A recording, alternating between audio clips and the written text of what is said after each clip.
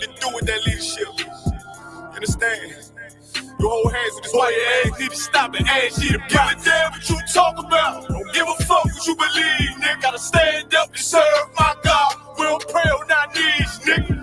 Yeah. See, everybody ain't with all that peace talk. Everybody ain't with all that bygone be. Boy, ass need to stop and ask you to drop. Cause my niggas serious. When they hit us with dope and kill us with crack, where the fuck with your leaders? I'm curious. You cashed out on your blood, traded you in and bought a new biz. Ask you the prophets, I tell you the scheme. If you don't wake up, you gon' die in your dreams. I say you won't tell you no more. I swear these crackers try to kill us slow. Just spoke to a nigga and fed he up on parole because of the COVID. It feel like the host in this world that don't go together. Nowhere is gold in the ghetto. I'm in the city blazing with my niggas. Just told the devil the score never settled. Yeah, see the prophets. So I'm tired of these niggas keep talking about, you respect my religion, I respect your religion. Boy, your ass need to stop and ask you the prophets. Like we all come together. Cause they say God so loved the world. God so loved the world, and boy, your ass need to stop and ask you. Don't give a damn what you talk about. Don't give a fuck what you believe. You gotta stand up and serve my God. We don't pray on our knees, nigga. Yeah. Hey, gentlemen, y'all, we don't pray on our knees, nigga. Gotta stand up. You know what I'm saying? Boy, your ass need to stop and ask you to one with step. I'm solid for show. To the fake niggas, stay silent. I got it. Let's go. Let's go. I ain't taking no loss. Ain't no talking when we got the flow. Ain't no peace, just play with your own. I'ma be loyal to the right arm. Tell them we can't keep me slave. And I can never let bygone be bygone. Got your baby mother on high. Got your baby pants through the fire. Ask you the prophets that be so below to the Lord. How dare you abort it? Devil will failure, bitch, I can afford it. I prepare slaughter, you bring me my water. Push your leaders weak, let them lies slip through their teeth. Their ass need to stop and ask you the prophets. That's just the reality, Christians. I'm sorry to hurt your feelings. I know your pastor lied to you every Sunday for 30 years, but that's what the church is for, lying. That's why they exist, to lie the money out of your pockets. Boy, your ass need to stop and ask you to give a damn what you talk about. Don't give a fuck what you believe, nigga. Gotta stand up and serve my God. We don't pray on our knees, nigga. We don't pray on our knees, nigga. Gotta stand up and serve my God. We don't pray on our knees, nigga.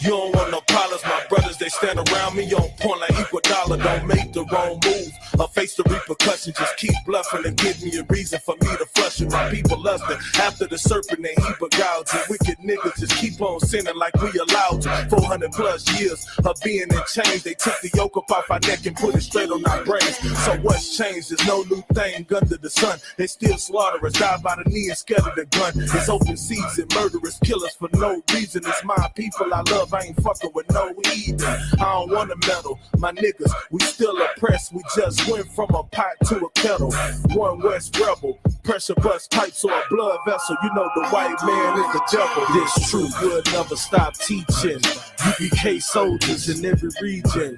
Right now is the time and the season. No heathens, no heathens. Just before the sun of no treason. 1West until a nigga stop breathing. Kwam Yashala, we screaming. No heathens, no heathens. Death before the sauna, we living through trauma. Under command of General Yohana, this army is stronger. We on the front line, ready to die for this truth. While the white man kissing our boots. And I don't ever see none of you cowards when the work is getting started. Cause year of your father, the serpent in the garden, they plotting and scheming. We going through curses, fighting demons. Give a fuck about a flat earth while my people out here feeling pain and anguish. Because the gates thereof language scattered abroad. We was given another language, plus we living at the bottom. Supposed to be on top. And when it stop, get killed by the hands of these wicked cops. Lacing our boots, ready for war. This is 1West, and we are not affiliated. Nigga, fuck the rest. Me and my brother just want a ball. Shout out to ICR, and we some warlords. Learned that from Yasha. This truth will never stop teaching. UPK soldiers in every region. Right now is the time and the season. No heathens, no heathens. Death before the sun and no treason. 1West until a nigga stop breathing. Kwam Yashala, we screaming. No heathens, no heathens. Now let me tell y'all something. Black, Hispanic, and Native Indians, we the true Jews of the Bible. We gotta come together and stop fighting against each other, man. Instead of loving these heathens, we need to love each other. That's the only way we're gonna win this war against our enemies. This truth will never stop teaching. UPK soldiers in every region. Right now is the time and the season. No heathens, no heathens. Death before the sun and no treason. 1West until a nigga stop breathing. Kwam Yashala, we screaming. No heathens, no heathens.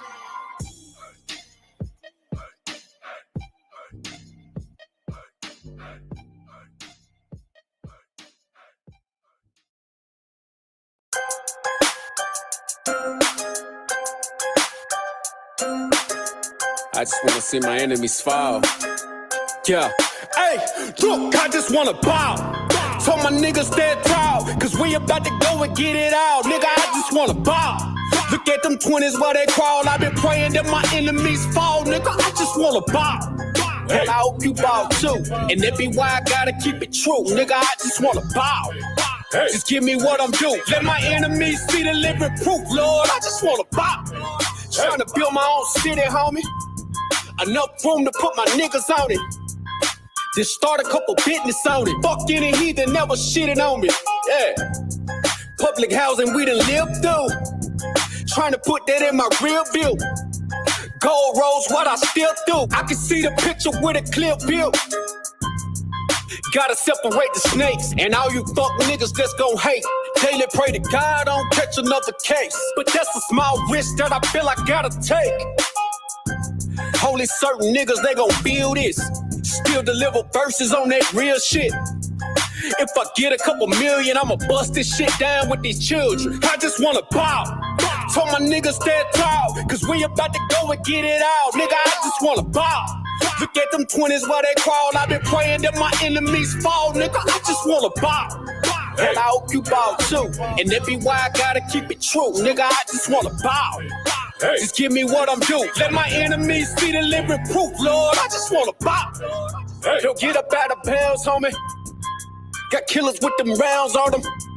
Look like I'm fed from the drum. Look, don't make me make the reaper rain down on them. I can give a fuck if you rock blue. And I was Sue Woo from the Fruittown crew. Cops still shoot us every time we move. They hate you, nigga, like they hate me too. Just know that brotherhood is a weapon. Build another zone, get protected. Too many sisters in the city been molested. Now I'm stacking soldiers off the block like it's Tetris. Woo. Know that truth, it give you chills, don't it? Steady ringing in your ears, won't it? If I'm blessed to make a meal, I'ma bust that shit down with my real homies. I just wanna bow. Told my niggas stand tall, cause we about to go and get it out. Nigga, I just wanna bow. Look at them 20s where they crawl. I've been praying that my enemies fall. Nigga, I just wanna bow. And I hope you bow too. And that be why I gotta keep it true. Nigga, I just wanna bow. Just give me what I'm due. Let my enemies see the living proof, Lord. I just wanna bow. Hey. Yeah. To all them children that grew up with parents strung out on drugs. Yeah. I just wanna bow. Hope you do too. And I hope you do too. Yeah. Man, to the brother that had a real and she left him for whatever reason. Yeah. I just wanna bow. I hope you do too. And to the sister, you know what I'm saying, that had that nigga leaving. Yeah. Yeah. Nigga, I just wanna bow. So my niggas is locked up. I hope you do too.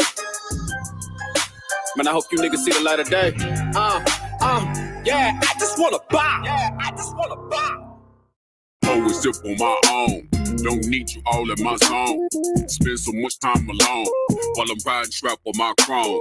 Always sip on my own. Don't need you all in my zone. Spend so much time alone while I'm riding strap on my chrome. Been out of these streets, nigga trying to eat while I duck police.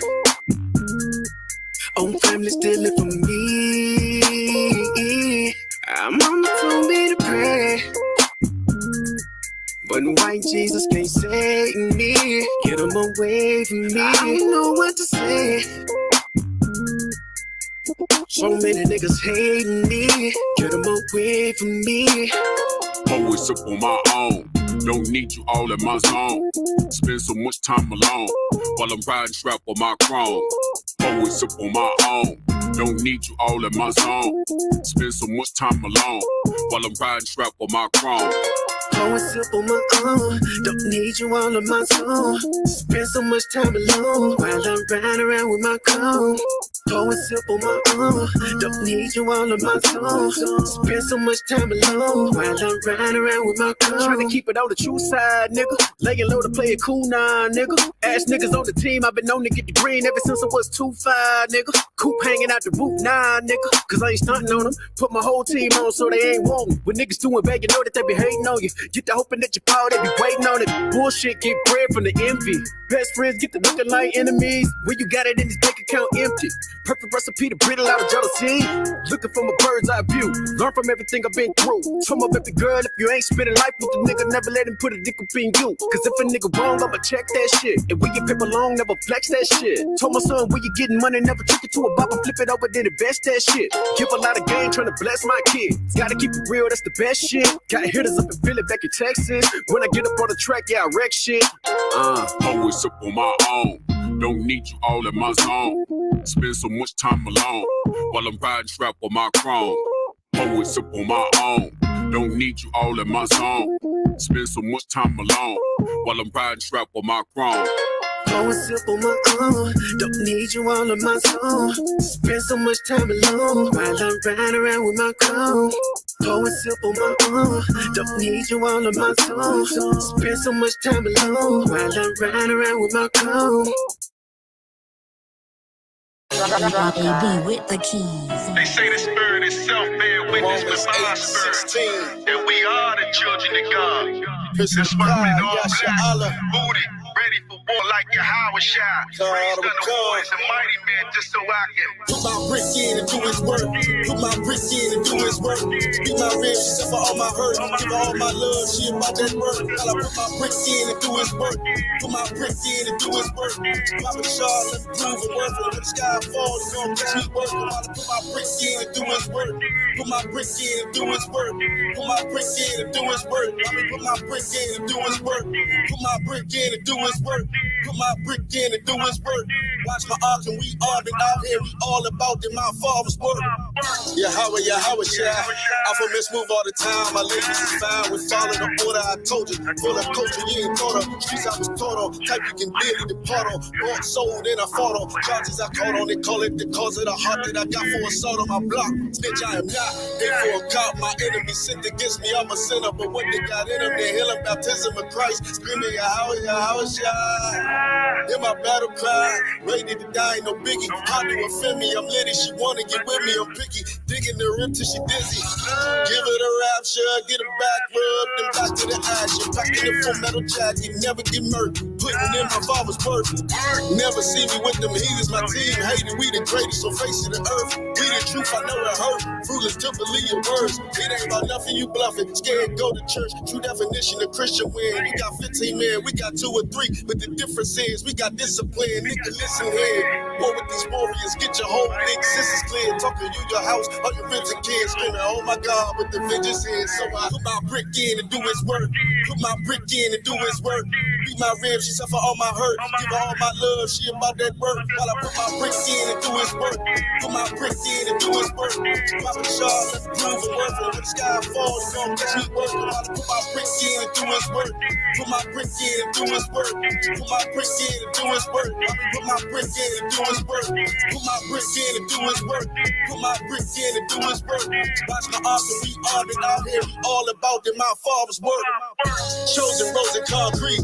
ain't nothing sweet for a street. Dwelling my record, told the story, selling for cake every day. Yo, I just wanna celebrate. 1738, up in my cup like what's up? Is you single to mingle? I bring you out the world, show you queendom. Lead you straight to the kingdom. We ain't gon' rush, of course. I was taught the core till you make your mind up and say you mine. Soaking in the oil, smelling so divine. Make me lay hold of 110.5. You was my desire, yeah, the righteous God, but I've been so wicked from the dirt. Feeling your portion, of course, is more than I'm worth. Just make me get back to this work. Ready for war, okay, booty, bulletproof suited to do what they told. Orders by generals from the Lord of hosts, double time, nigga, let's go. Blazing on all the beasts in the street, I got heat. Rude speech about they bad luck and they lies till they cross the line. Then they come to find their whole body bagged up. Got a cut leaking blood everywhere for the art that they thought. Told him walk with me when I talk simply. Is that what I talk is the law? Be so heavy though, is what I'm watching for. Is who gon' rock and roll off the hook. Fish the most vicious niggas out malicious conditions. This here isn't for the shook, but watch while I put my brick in and do his work. Put my brick in and do his work. Speak my ribs, she suffer all my hurt. Give her all my love, she about that work. While I put my brick in and do his work. Put my brick in and do his work. Papa Shaw, let me prove the work. When the sky falls, you gon' catch me working. While I put my brick in and do his work. Put my brick in and do his work. Put my brick in and do his work. Put my brick in and do his work. Put my brick in and do his work. Put my brick in and do his work. Watch my arms and we all been out here. We all about it. My father's work. Put my brick in and do his work. Put my brick in and do his work. Put my brick in and do his work. Put my brick in and do his work. Put my brick in and do his work. Put my brick in and do his work. Watch my arms and we all been out here. We all about it. My father's work.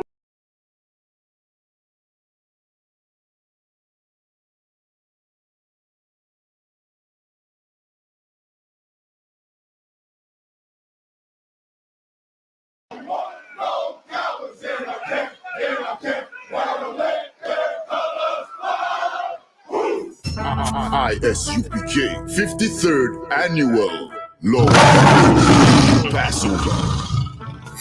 53rd Annual Lord's Passover is going to be held down here in Florida. It's going down.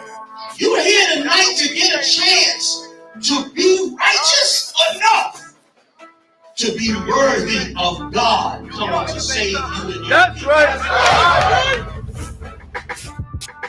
It's going down. The Lord's 53rd Annual Passover. When we say we no cowards, we talk that business. We no cowards up in here. Book your hotels now at the Holiday Inn Express and Suites, the IHG Hotel, 301 Tucker Lane, Cocoa Beach, Florida, 32926. Here's a lot of men down. You dealing with the men of war. We at war. I sided with the Lord of Lords. On one accord. Come to all your dishes, pots, pans, forks, knives. I kind of like this. This is like an apartment and a hotel. You know what I mean? Yeah. This here right here about to be holy ground. This is going to be holy ground. All our beautiful, wonderful brothers and sisters from all over the world. You understand? We can boast that now. Brothers and sisters coming not only from every state, but from all over the world. I heard the numbers this year is ridiculous. We had to buy out the whole hotel. Friday, April 15th at the Space Coast Convention Center. My cap undefeated. You cannot debate. You just want the clout. We just want the grades. I'm just trying to get it. This is going to be glorious.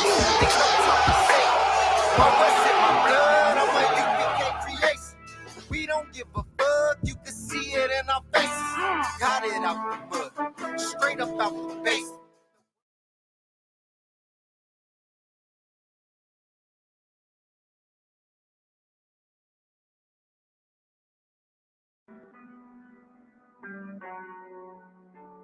What it do? What it do? You know. Cult leader. Yeah. We speak the truth, but we a cult leader. Yeah. Well, listen, I'm a cult leader. Yeah. Well, bitch, and I'm a cult leader.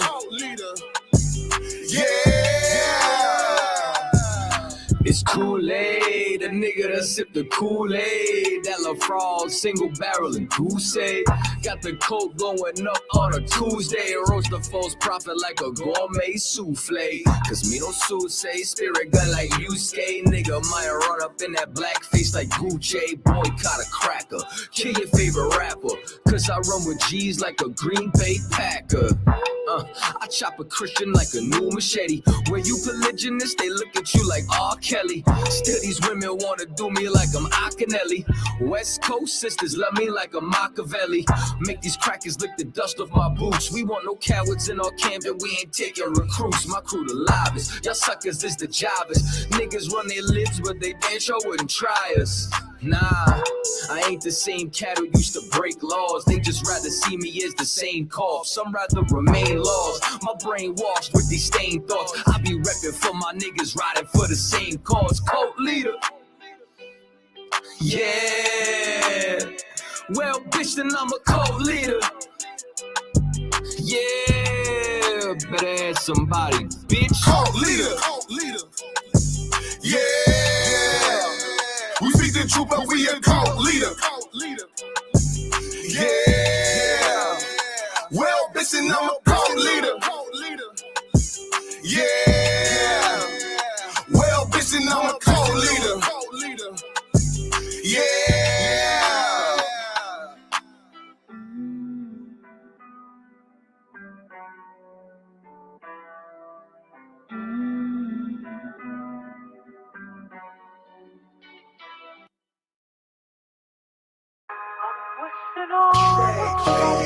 +400 years of atrocious acts. We suffering PTSD throughout our generations from the trauma and war crimes committed against us. We still being lynched. We still being hunted. We still oppressed. Kissing our boots is the least you devils can do. Gotta watch my step, 'cause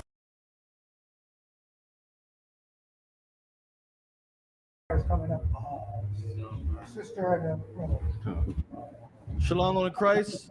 Shalom thumb to the brothers. Class is starting.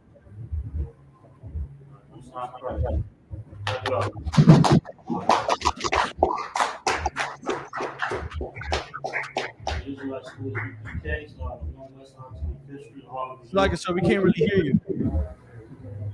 No sweat. Can you hear me now? Concert. No sweat.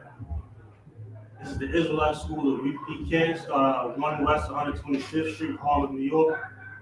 We are under commanding General Yahan. You understand? We've been teaching this truth since 1969, that the so-called blacks, Hispanics, and Native American Indians are the true little Jews of the Bible. First question I'm going to give to you, let me get Proverbs 3 and 31. We're going to talk about a little bit about Valentine's Day, you understand? Just like any of our oppressors' holidays, is wicked as hell. You understand? We ain't supposed to be following the customs of our oppressor or any other nation. Man. Black, Hispanic, man, Native Indian, man. We got our own customs. You understand? We got our own customs, we got our own holidays, we got our own ways, you understand? But yeah, we continue to follow after the goddamn oppressor. Hold on, man, it's not good. And when you get a chance, let me get Proverbs 3 and 31, all right? So get Proverbs 3 and 31 when you're ready. First brother that got it, let's go. Long praise, huh? Shalom, long praise. And Proverbs 3 and 31. Proverbs chapter 3, verse 31. Envy thou not the oppressor. You what? Envy thou not the oppressor. Brother said, envy thou not the oppressor, you understand? We ain't supposed to be following after our oppressor, after the devil, after these other nations. Now we want to be a part of this society so bad, it's disgusting, man. Right. Like we know Thanksgiving and Christmas and all these filthy, disgusting holidays is against God. Right. But we want to be joined to the oppressor so bad it's disgusting, man. Right. It's vile, man. We wanna be buddy with the other nations, man. So what we gonna do, And choose none of his ways. And choose none of his ways, but we're gonna choose his ways. That's what we do as a people, man. That's what we do as a nation. So you're gonna see all the brothers and sisters going out getting chocolates and teddy bears and roses and everything like that, man. It's against God. It's enmity with God to follow after these devils, man. Right. Follow after our oppressor, man. Read it again. Envy thou not the oppressor. Envy thou not the oppressor, man. Go ahead. And choose none of his ways. And do what? And choose none of his ways. And choose none of his ways, man. We ain't supposed to choose the ways of this nation, man. Right. Any more on that? Nah, sir. Drop that. Give me James 4:4. And anybody got any questions online, drop it in the chat. The Jim Hyman gonna be coming up real soon. So let's get some questions in real quick, all right? Let me get James 4:4 whenever you're ready. First brother that got it. James 4:4. Mm-hmm. Ye adulterers. Ye what? Ye adulterers. Anybody know what an adulterer is? Show of hands. Warren. No, sir. Adulterer is a person who sleeps with another person's wife, sir. That is true. In this context, what is this adultery? Exactly, sir. In this metaphor, the Lord is comparing Israel to his wife. Exactly. When we follow after white Jesus, or we follow after Buddhism or Islam or any other false religion or false god, that is us committing adultery. That's right. You understand? Yes, sir. We ain't supposed to be following these other religions. Go ahead, read it from the top again. Okay. Ye adulterers and adulteresses. Go ahead. Know ye not that the friendship of the world. James here is talking to sinners. Right. He's talking to people that's following after these other nations, man. Following after these other gods, man. You understand? Right. Go ahead. Is what? Know ye not that the friendship of the world. That the what? The friendship of the world. The what? The friendship of the world. We ain't supposed to be a friend of this society. Right. We ain't supposed to be a friend of this age. We ain't supposed to be buddy with these other nations, man.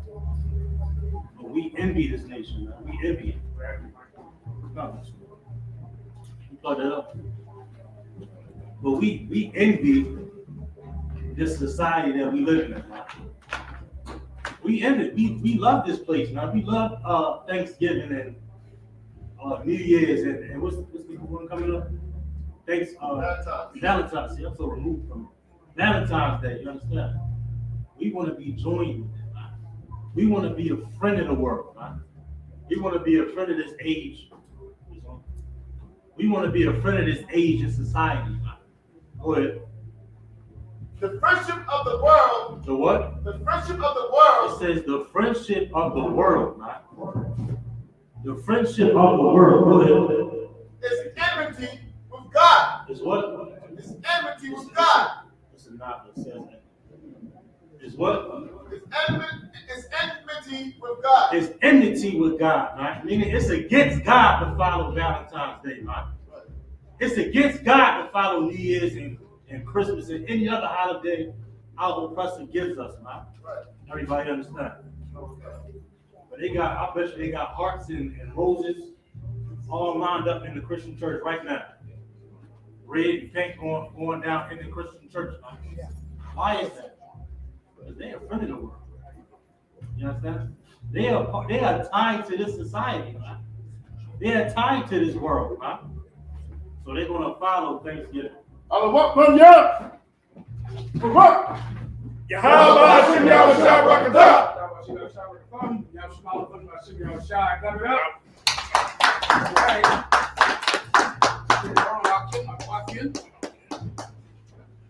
Get out.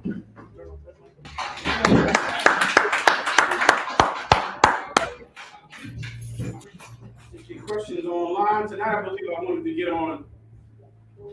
the Black and Hispanic family, the destruction of it, and the resurrection of it. All right, I might do it next week because of so-called Valentine's Day. Let's check it out first. All right, let's see if I can answer all of your questions.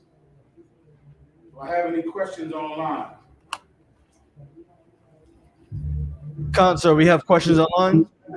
I'll take a pull out of word. Concert. Yeah, I'll take a little drink if you got it up here. No rush. Right. The first question that we have online, sir, if you're ready. Please. Micah Wilson asked if you could break down what porn addiction is and how to fight that demon.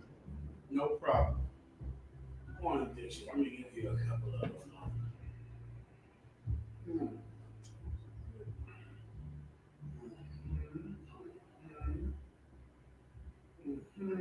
Give me the light of the body. Light of the body, I'll take that. Light of the body, is that what you said, sir? Light of the body in the New Testament. I'll take the nakedness of thy brother, nakedness of thy daughter. I'll take that. And also I'll take whores of the daughters of Zion, whores of the daughters of Israel. Let me tell you what porn addiction actually is, to make it a lot more normal to you, right? Porn addiction is. You ready, Rock? You ready to go? Yes, sir. Slaki, sir. Porn addiction, right? In essence, is Christmas Day every day. You understand? Christmas is Halloween candy. When you knock on every door, everyone that opens the door fills your bag up with candy. Christmas is porn addiction is Valentine's Day. Quite literally Valentine's Day, because Valentine's Day literally is set up to give sex and lust a holiday, which is the love in Valentine's Day. The love in Valentine's Day is amore, or sex. The love in Valentine's Day is not the love that you have, for your brothers and sisters or for your wife. The love you have for a wife is not the love. Do me a favor, turn that noise down, wherever that is, please. That's upstairs, sir. Oh, that's upstairs. That's My apologies. The love on Valentine's Day is the love for a whore. It's not the love you have for a wife. Everyone understands, all right? That's what a porn addiction is, and also a porn addiction does something that every addiction does. It takes away your natural ability to get pleasure without it. All right, someone look up this term on the tip of my tongue. Pleasure response. Okay. Deviated pleasure response. Altered pleasure response. Look that up, right? Any addiction, if you're addicted to cocaine, cigarettes, anything, right? That kind of immediate pleasure that's fast and extreme, it takes away your ability to feel pleasure without it. So now, if you're addicted to cocaine, you really cannot feel pleasure any other way. And you're going to find that in your life when you can't even have sex with your wife without getting high first. When a woman cannot even have sex without getting high first, because you have an altered pleasure response. Is that the word, Paul? Look it up. I believe it's altered pleasure response. Someone Google that, all right? But what does pornography do? Pornography alters your ability to have sexual desire for a woman that's not a whore. And what you need, young man, is to have sexual desire for these good girls. That's what you need. Yeah, that rod of yours and that penis needs to get all the way attentive and active when it sees a long dress and a covered head. You need to get turned on by that. That needs to get you turned on. But it doesn't turn you on because you have altered your pleasure response from constantly having an orgasm by the push of a button. And so now when it comes time to even have sex with a real woman, you will not be able to do it. You are not going to be able to do it. And you're going to leave a lot of sisters disappointed. I pray you understand what I mean. Yeah, It's sad and disappointing. Asher. Yeah, so there seems to be a big echo coming from your end, sir. Big echo. Is there any way I can fix it? I might not be able to fix it up. Concert. What do you do in the usual class? Say one more time. What are you doing in another class?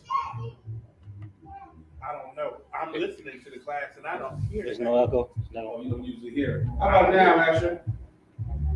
It's Tawab, sir. This is a club or something like He that. said, he says to Ward now. Is it? How's it now, Asher? It's not that, bro. Shar, you good to go? We're good to go, sir. Concert. He said so. He said concert. Okay, no problem. All right. You might just have to tell me what he's saying or turn it up so I can hear him and turn it back down, all right? Yes, sir. Okay, so once again, you got a woman, you can't even pleasure the damn woman because you're addicted to strangers in your phone. Strangers on a DVD or a VHS tape back in the day. You can't even have sex with a real woman, and you're ashamed and disgusting. Right. All right. It's a shameful, shameful thing to be a man whose rod cannot work because of pornography. That is not 1West. It is 1West to tie fire to a woman's tail. That is our mandate, and you cannot do it. What? Over porn? So your wife is sitting there crying, sitting there thinking she's too fat, she's too ugly, all because the whores on the videos are frozen in time perfect.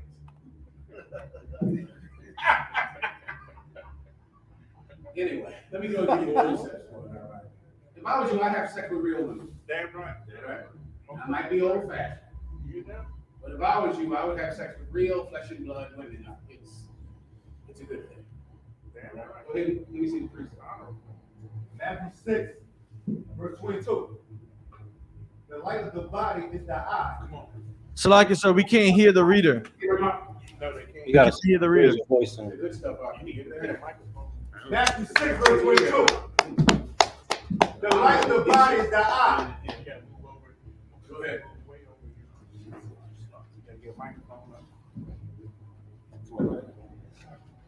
Just let us know online, actually, if you can't hear the reader, all right? Matthew 6 and 22. The light of the body is the eye. The light of the body is the eye. So you want to, this is a metaphor. All right, the eye. Some brother asked me, was this the spiritual eye? There's no such thing as a spiritual eye. Right. That's not a real thing, right? The eye is the eye. The eye in your damn head. The eye in your head, that's the light of the body.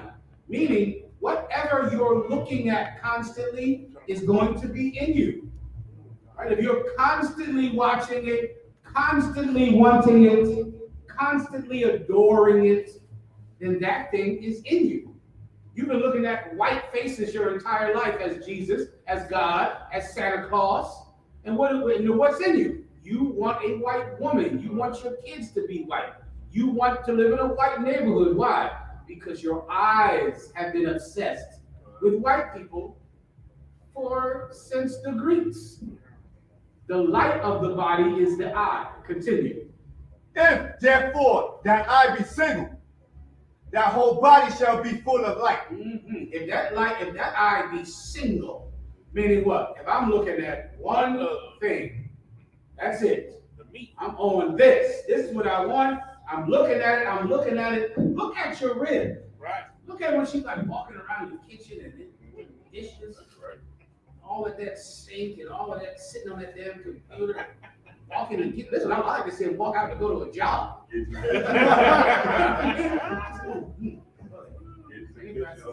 then coming on in from the job. Right.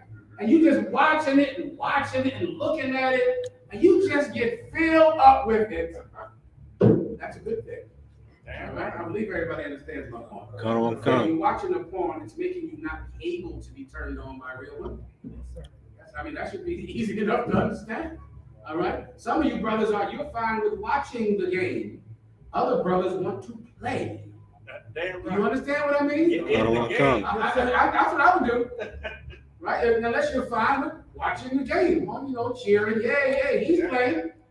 You like to see LeBron James play, right? It's fun to watch him play. You know what's better?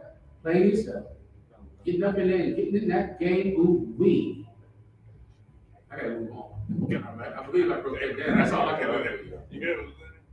So, so do you still want the other scripture, the nakedness? So you want the nakedness? I'm sorry. Read it. Constant, 1 second. So I can continue. Read the other one. The nakedness. And these shall not be Deuteronomy, the other one you quote so Leviticus chapter 18, verse 6. 1 second. That shall be no more. Moving up. They can't hear you. Leviticus chapter 18, verse 16. Hold on, it's two people talking at once. Hey, go ahead, Ashar. Leviticus chapter 18, verse 16. Thou shalt not uncover the nakedness of thy brother's wife. And then sometimes, like when you're addicted to anything, it can help to break your heart about the damage that it's doing to your community. Like you might be in love with getting high, in love with drugs because it makes you feel good. But if you think about the amount of death that drug addiction has brought on your community, it might help you to resist drug addiction. Right. If you think about all of the Mexican and the Colombian brothers that have to die so that you can get high, sometimes that can help you to break your drug addiction, right? Or your own family members that die because of drug addiction. That can help you to resist drugs, knowing of the consequence that it causes your people, although it gives you pleasure. The same thing is with a porn addiction, right? Think about that. Those girls on those videos out there would be no porn actress without child molestation. Right. Those girls, to be a porn actress, to be a stripper, she has to get molested first as a child. She has to lose her self-respect, lose her dignity. Think about all of the little girls who were molested by their mother's boyfriend or their father or their aunt or people in the neighborhood. Also, you could enjoy porn at an older age. And that should break your heart. What's being done to that sister and what has been done to her for her to end up like this. Guess who else is destroyed? The brother. Those brothers in pornography, they've been molested. They've been molested, and what they're doing on that screen, they did for a man in grade school. And so now, because they've had sex with men, had sex with football coaches, had sex with their uncles, now they can have sex with a woman in camera because it's nothing to them either. And what you're looking at is the destruction of humanity on the screen. Also, you can not be with a real woman. It's a sad thing, and you're sad and miserable. It's embarrassing and shameful, and you know it. You're ashamed of your damn self. You're like any drug addict. It's the same thing. You're ashamed. You're sitting up there sad, wishing you could stop, wishing you could leave it alone. Your wife is wondering why you didn't come into bed, and you can't come to bed because you can't be with a real woman. And frankly, it's just disgusting. All right. You get the point. Ashar, we're good to go with this or not? Concert. All right, next. Any questions in any of the other schools? I know, sir, we got a bunch of schools joining us today. Let's see the schools. Who we got here tonight? We got Baltimore. Clap it up for Baltimore. Get on. Atlanta. Who? Atlanta. Atlanta, get on. Nashville. Houston. And Trinidad. All right. Get on. All right, everyone, let us know if the sound quality is not what it should be. All right. Let's rock it out. Anything else, Asher? Consul, any of the schools have any of the other schools have any questions they want to ask first? Milwaukee, sir, I have a question. Let me see her up. Stand up close to the mic. You ready to make this bigger for me or move it a little forward? You hear me? I hear you, sis. I see you. What can I do for you? My question is for Jeremiah chapter 2 and verse 33. Mm-hmm. So my question is when it says, "Why trimmest thou ways to seek love?" Can you give me like a little breakdown of that? No problem. Go out, Nadia. Sir. All right, go ahead. She said Jeremiah chapter 2. I believe so. Why trimmest thou thy ways to seek love? Concert, I have it right here. Go ahead. Jeremiah chapter 2, verse 33. Why trimmest thou thy ways to seek love? Therefore hast thou also taught the wicked ones thy ways. Perfect. Can you stand by for 1 second, all right? Why trimmest thou thy ways to seek love? Trimming your ways is like cutting off your culture to please someone else's culture. So now you have a culture of, wearing a beard and of men growing their hair. You have a culture that is different than the culture of our oppressor, but you trim your ways, you cut off your ways, just like a haircut. They show you that in Canada. I forget the name of that school out there in Canada, that Catholic school. They would cut the hair off of every Gadite boy that came to the school, then molest them, then drown them, then bury their bodies in a field. It was a hole. They discovered this field, hundreds of bodies in it. Use the open body. Say again? Well, those brothers had to trim their ways. Those sisters had to trim their ways to please our oppressor. Right. But the Most High is saying, why are you trimming your ways to seek love? Love from who? From the people who have different ways. Right? Their ways aren't like yours. Right. They don't. You have to dress like a whore if you want to really be a woman in America. Right? You can't wear a long dress and obey your husband and be accepted in America. They'll look at you like you're a fool.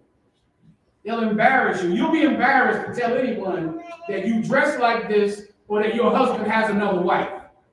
You don't want anyone to know that your husband has another wife, do you? Even though you accept it, and even though two men can get married in America, a woman has to be ashamed to say her husband has another wife. That's you trimming your ways so that the popular society, the acceptable society, can love you. You don't want them to look at you like you're in a cult. And you trim your ways so you don't tell anybody, you hide it.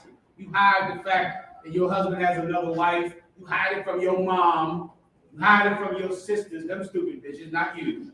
Just in general.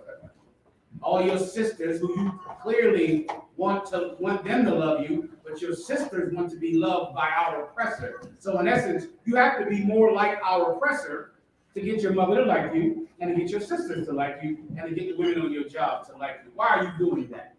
Why are you trimming your ways to seek love? In doing so, keep reading. Concern.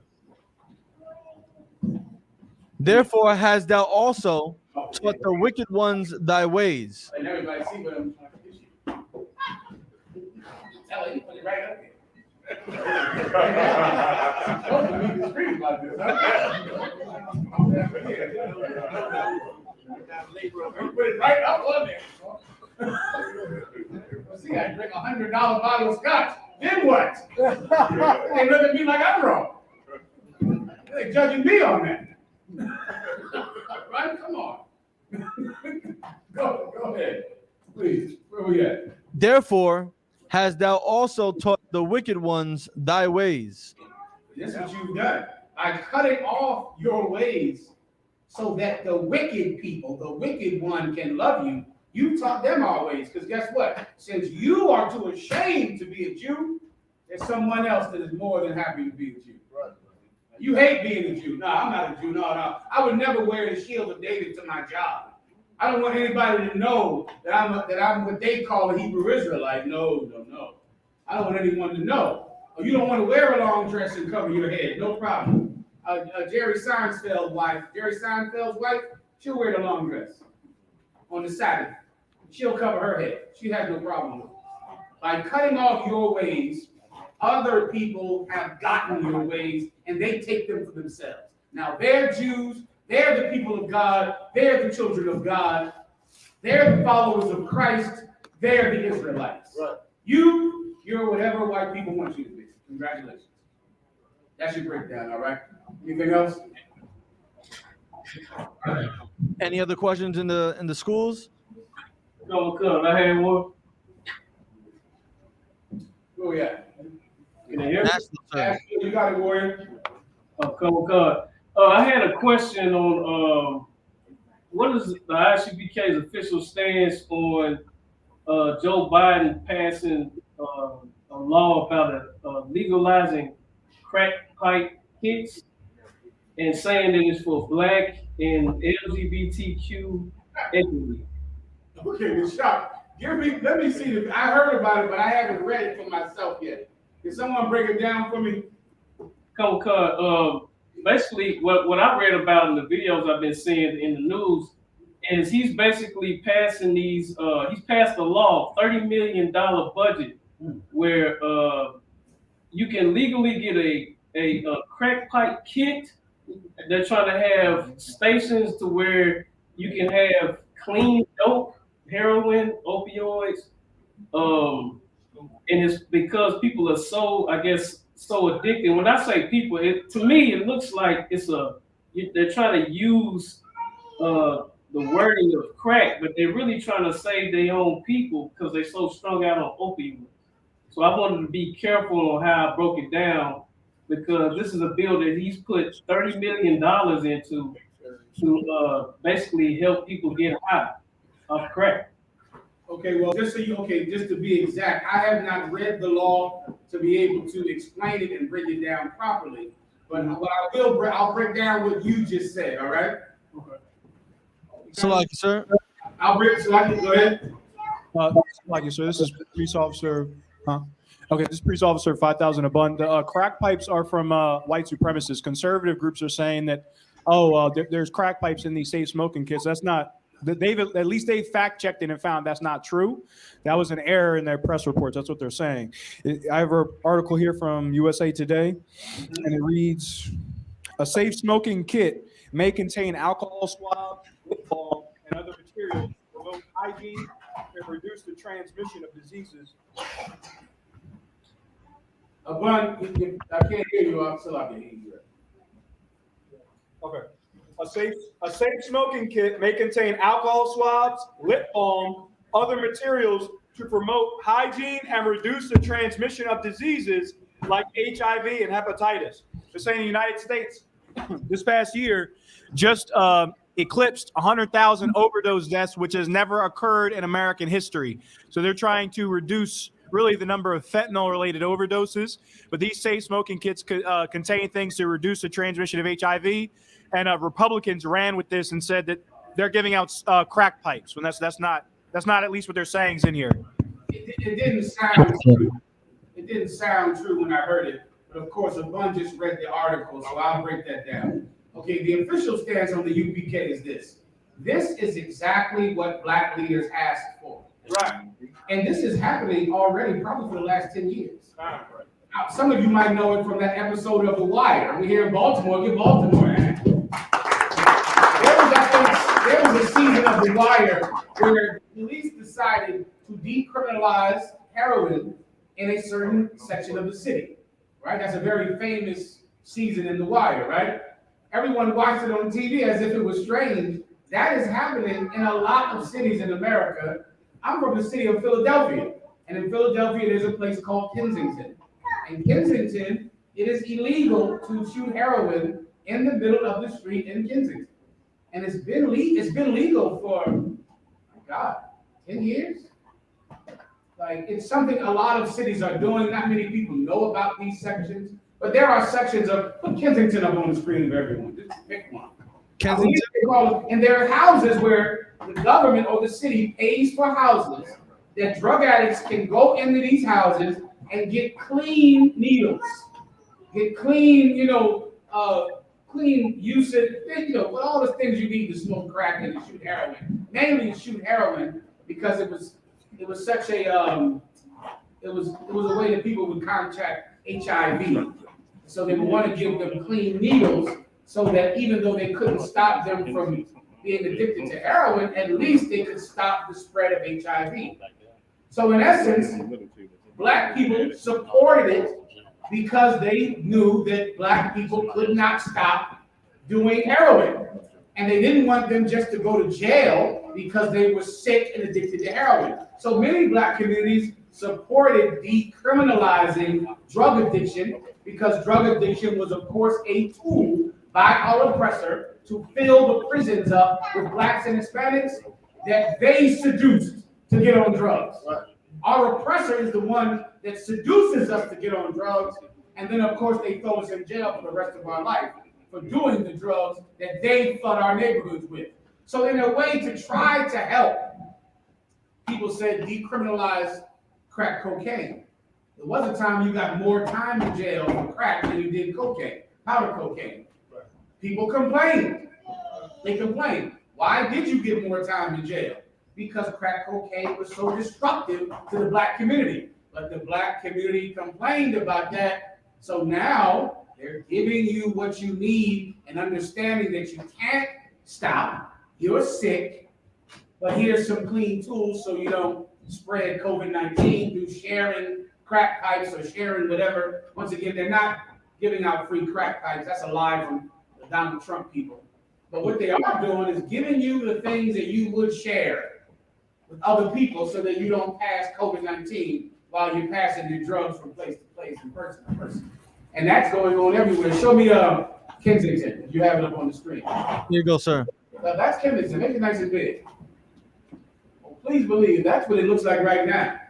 Ask Captain Tower War and officer in Delaware. They went down there, brother, and thought they were going to catch Ebola from walking down the streets. That is how it looks right now, every day, all the time. Right now, out in Los Angeles, brother, they're doing the exact same thing. They robbing the train. Yeah, right. The Skid Row, you get high. There's an area of Skid Row where you just get high in the middle of the street, and there's houses that will give you clean needles, clean wares, and the clean works that you need to get high, hoping that it's not going to get you off drugs, but it might stop the spread of other diseases. Does everyone understand? Now, I just explained the reasoning for it. Now I'll give you the UPK's official stance. If you cannot fix yourself, then you will have to deal with 1,000 different ways that our oppressor attempts to fix you, but eventually it will only make the problem worse. Right. Your oppressor cannot fix you. He can't get you off of drugs. He's the reason that you're on it. Your oppressor can't fix your problems in your family. He's the reason you have problems in your family. So what will he do? He'll just do something to try to make it, if a problem is a 10, he tries to make it a 5. In doing so, he'll make the problem 15. Right? That's your oppressor. He can't fix it. So once again, the reason for giving away the apparatus that you need to get high is because clearly you won't stop. So at least this way you might not spread COVID because you'll have your own devices to suck on and shoot into yourself. And you won't have to share it with anyone else. The AIDS was running crazy through the black community in the early 80s. I think 20% of it just off of people sharing needles. You from Baltimore, I'm not allowed to tell you this. This is your culture. This is the culture of the city. And AIDS ran through Baltimore like a plague because of sharing needles. Well, if you're someone who's tasked to try to help it, you give away free needles. At least then they can throw their needles away and get fresh ones. What are you supposed to do? Let AIDS kill everyone in the city? Yes, sir. You had to do something. Here's the UPK's official stance. We will do something. We'll fix it. Give me this video I saw today that almost made me throw up. It is some rapper named The Baby. You heard of him. He fought somebody in a bowling alley. Now, okay, I'm trying to understand it. This cat was the baby. What the hell was the baby? The baby had some argument with his wife. The wife is holding the real baby, not the man, but the actual baby. The wife is holding the baby, and oh Jesus, the grown man is belittling the woman and shaming the woman online. Of course, the woman is physically trying to fight him as usual, and this is as usual over another woman.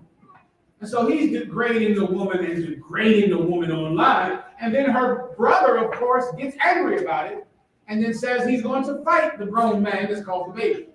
And then he ran into him in a bowling alley. And like him and like 6 of his friends just beat this poor brother up in this bowling alley out. And I looked at it and I thought to myself, now what is our oppressor supposed to do? Okay, so now what? So now that is the family that is going to raise that child. That's the baby's uncle, that's the baby's father, and that's the baby's mother. That family is going to raise that child. Show me the woman if you could. Her name is Delaney or something like that. And she has a little baby. That is the family of that child. Now, what in the hell is the child supposed to do? No problem. This is what our oppressor has to do. He has to arrest the baby and put him in jail for assault. The uncle has to sue the baby in civil court. When I say the baby, I mean the man. He has to sue the man in civil court, right? Or else, you won't be able to go to a bowling alley because there'll be fights at the bowling alley while you're trying to bowl with your kids. So unless we're going to have fights at all the bowling alleys, so no one can go to a bowling alley anymore, our oppressor will have to arrest the baby, sue the baby, and of course, someone will have to come take the child from child services so that the child grows up in a safe environment. Do you want him to fix your problems? If that's what you want, then he has to give out clean needles. He has to give less time in jail for crack because you will not stop. So he has to allow you to smoke crack because you won't stop. Well, UPK's official stance is we have to fix our drug addiction problem. Not Joe Biden, not the CDC, not child services, not the prison system. They can't fix it. They're trying, even the sincere people that work at these government agencies, they can't stop it. What the hell can they do? And here's a clean needle, man. Just use your own needle. How about that? That's all they can do. If you're a priest in the UPK, you can actually stop drug addiction. You can actually stop the destruction of the Black and Hispanic family. You can resurrect it. That's what you can do. Joe Biden, he's doing whatever he can for the time he has, and of course it won't work. That's our official stance. Next. So, do you still want the video? Concert, here it goes. Stay up there.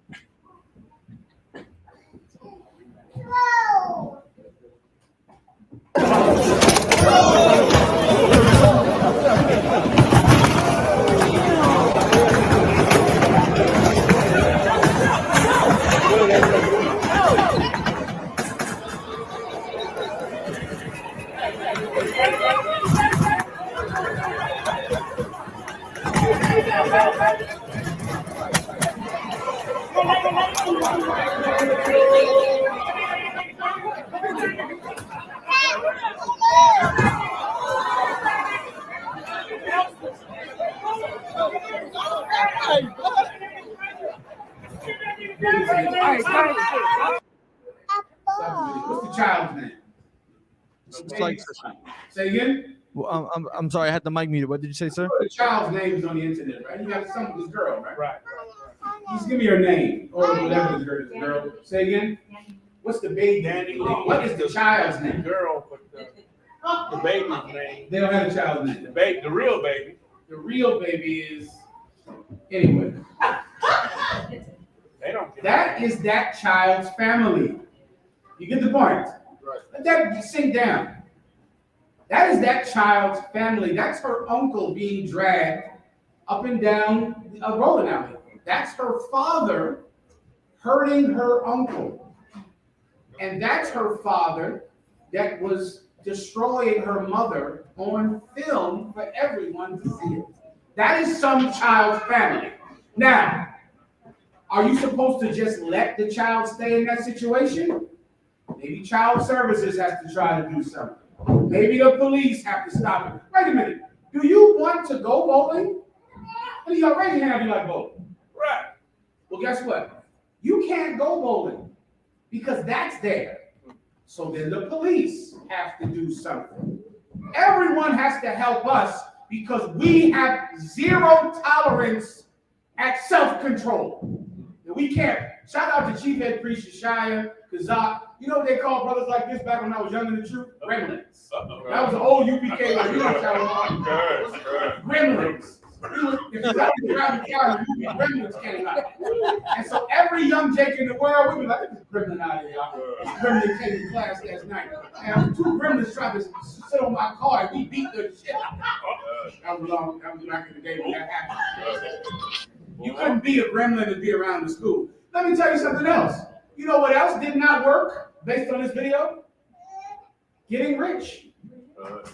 How many times have you told yourself the only reason we commit this kind of crime is because we're poor? That's what we all tell ourselves. Right. But we're we're committing crime because we're so poor. The baby is a millionaire. And it still didn't stop him from acting like that. Which means even money doesn't work. Right. The baby doesn't live in Baltimore on the south side, on the what side? Southeast? Right. Southeast. He doesn't live in Southeast Baltimore. He lives in some mansion. And he still acts like a gremlin. Right. So then, whoever said a long time ago, if we make our dreams come true, we will change the black community. That is not true. Because the baby is in a fight in a bowling alley with his brother-in-law. Nothing works except what the UPK provides. And that is discipline under the law of God. And nothing else will work. And you can try everything. You can make them millionaires. You can give them free needles. You can raise the jail time. You can lower the jail time. You can do whatever you would like. But you cannot get around the fact that if God's law is not followed, then someone else has to fix you. And you might not like it, brother. You might not like it when they try to do it. Pray you understand that. Reading on. Next. So, like, sir, a brother in Nashville has a question. Nashville, let's hear it. Slightly, sir. Can I get a general breakdown on 1 Kings 22 and 19? Yeah, he can. You got it up. Ask him, can I hear you? Can you hear me? I hear you fine. Okay, say it, ask it again. Can I get a general breakdown on 1 Kings 22 and 19? Mm-hmm. Yeah. 1 Kings chapter 22, verse 19. And he said, hear thou therefore the word of the Lord. I saw the Lord sitting on his throne, and all the host of heaven standing by him on his right hand and on his left. You want a general breakdown, or is this something in specific? A general breakdown. No problem. So this is a vision. This is a vision that the prophet of God is having, but this is an absolutely accurate vision of the Most High in his throne room in the kingdom of heaven. You can find this same vision in the book of Revelation, the 4th chapter and the 5th chapter. So I'll break it down for you to explain the wording, all right? Go ahead and read. Repeat that. Can you please repeat that, sir? Just read it again. I'll break it down now this time. Okay. 1 Kings chapter 22, verse 19. And he said, hear thou therefore the word of the Lord. I saw the Lord sitting on his throne, and all the host of heaven standing by him on his right hand and on his left. The term host is an old word that means army. A host. Right? So the whole host of heaven means he's seeing the Most High standing there as he's sitting in it. What did he say? Did he say sitting or standing? It says, it's like it says, so the Lord sitting on his throne. Right. The Most High is sitting on his throne. Now you know from Revelation, the 4th chapter, that the Most High's throne is made of fire. It's not wood or gold or silver, it's fire. And he's sitting on it, and there are lightnings that proceed out of the throne. So you got to visualize a throne of fire that lightning shoots out. And he's sitting on the throne, and on the right hand and on his left hand is the whole army of heaven. So imagine all of the angels that create such death and motivate such salvation here on the earth. They created all of the stars and the moon and the solar systems. That army is on his right and on his left, and he's sitting on a throne made of fire in the middle. Continue. Concert. And all the host of heaven standing by him on his right hand and on his left hand. Keep going. Was that his question, or was it something else? That was the scripture he asked for, sir.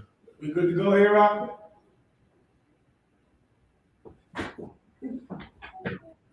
Come, sir. Next. Yep.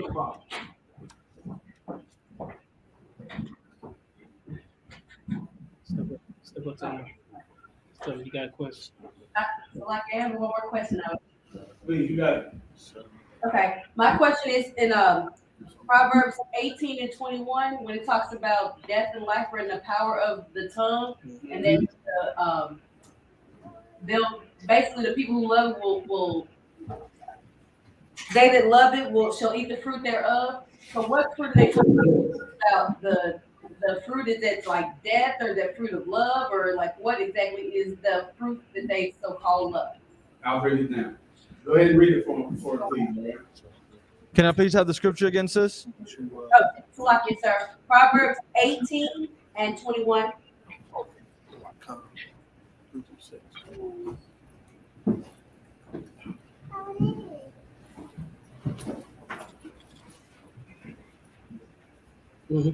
Proverbs chapter 18, verse 21.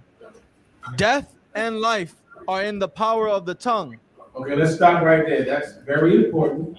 And it's important that you understand that the tongue can do both, which is the original premise of understanding this scripture, right?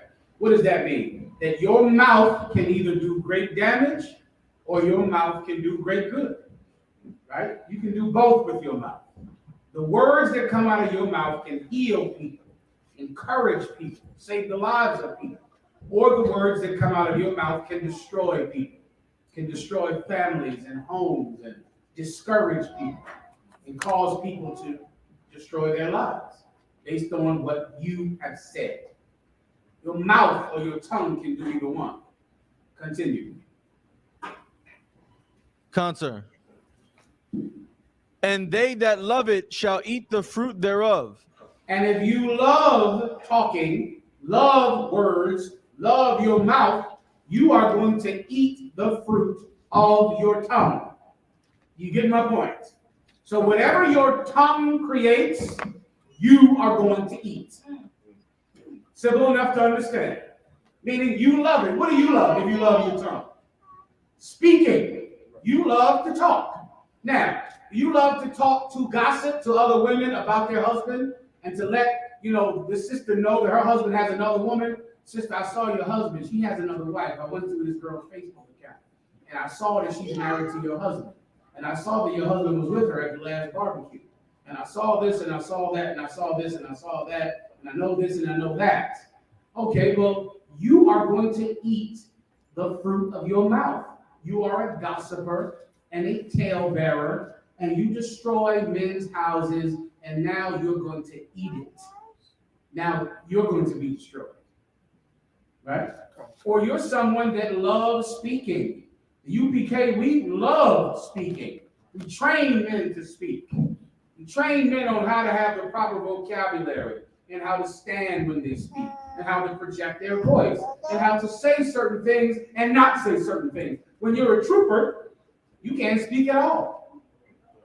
Right? Why? Because in the UPK, we love speaking and we love to tell men to love their wives and love their children, to love the commandments of God and love one another, to not eat pork, to not eat shrimp, to not murder, to not lie, to not steal, to not abuse people.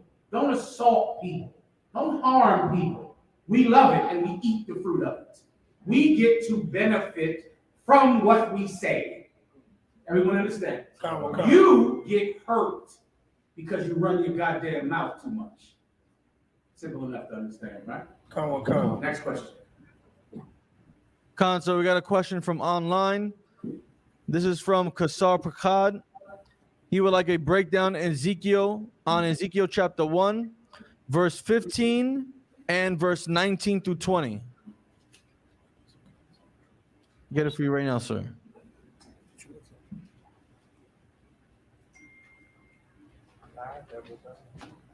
Ezekiel chapter 1, verse 15. Now as I beheld the living creatures, behold, one wheel upon the earth by the living creatures with his 4 faces. I got you. This is a precept about the angels of God and a sighting, a visitation from the angels of God to men. And he's making the description of them. The angel had 4 faces. You can imagine how terrible that is. That's a nightmare. You see a man, he has 4 faces. One face of a man, another face of an eagle, another face of a bull. How many is that? That three, that this one? And a lion's face. He's standing there in front of you, and there are wheels by him. What's a wheel? A wheel is a saucer. That's a wheel. The wheel was by him. Why is it called a wheel? Because of the shape and because of how it moves. It moves like a wheel. It's shaped like a wheel. A wheel is a saucer. A flying saucer. This is a precept to prove that the angels pilot supernatural beings, that men with supernatural vehicles that man began to call flying saucers. Continue. Concert. Verse 19. And when the living creatures went, the wheels went by them. That Leonardo da Vinci painting with the flying saucer in the background, it's not the Mona Lisa, it's another one. Oh, okay. The one with the flying saucer is in the background of Leonardo da Vinci painting back before it, when only birds flew at that time. Go ahead, keep reading. And when the living creatures went, the wheels went by them. And where the living creatures went, the wheels went by them. What does that mean? How does your car move? By you. Your car moves by you. If you sit your car there in the parking lot, it will go nowhere. Until what? Until, who knows how a car works? Until what? Until you move it. You get in it, you turn the key in, you step in the gas, your car moves by you. This wheel moves by the angel. The angel is the pilot of the wheel. The wheel moves by him. Keep going. And when the living creatures were lifted up from the earth, the wheels were lifted up. You keep going. Concert. Verse 20. You get that? Meaning it's him. He's raising it, he's lowering it, he's moving it back and forth. It's moving by him. He's the one controlling the flying saucer. Continue. Verse 20. Whithersoever the Spirit was to go, they went. Where the Spirit led them to go, they went. Speaking about what? The Most High.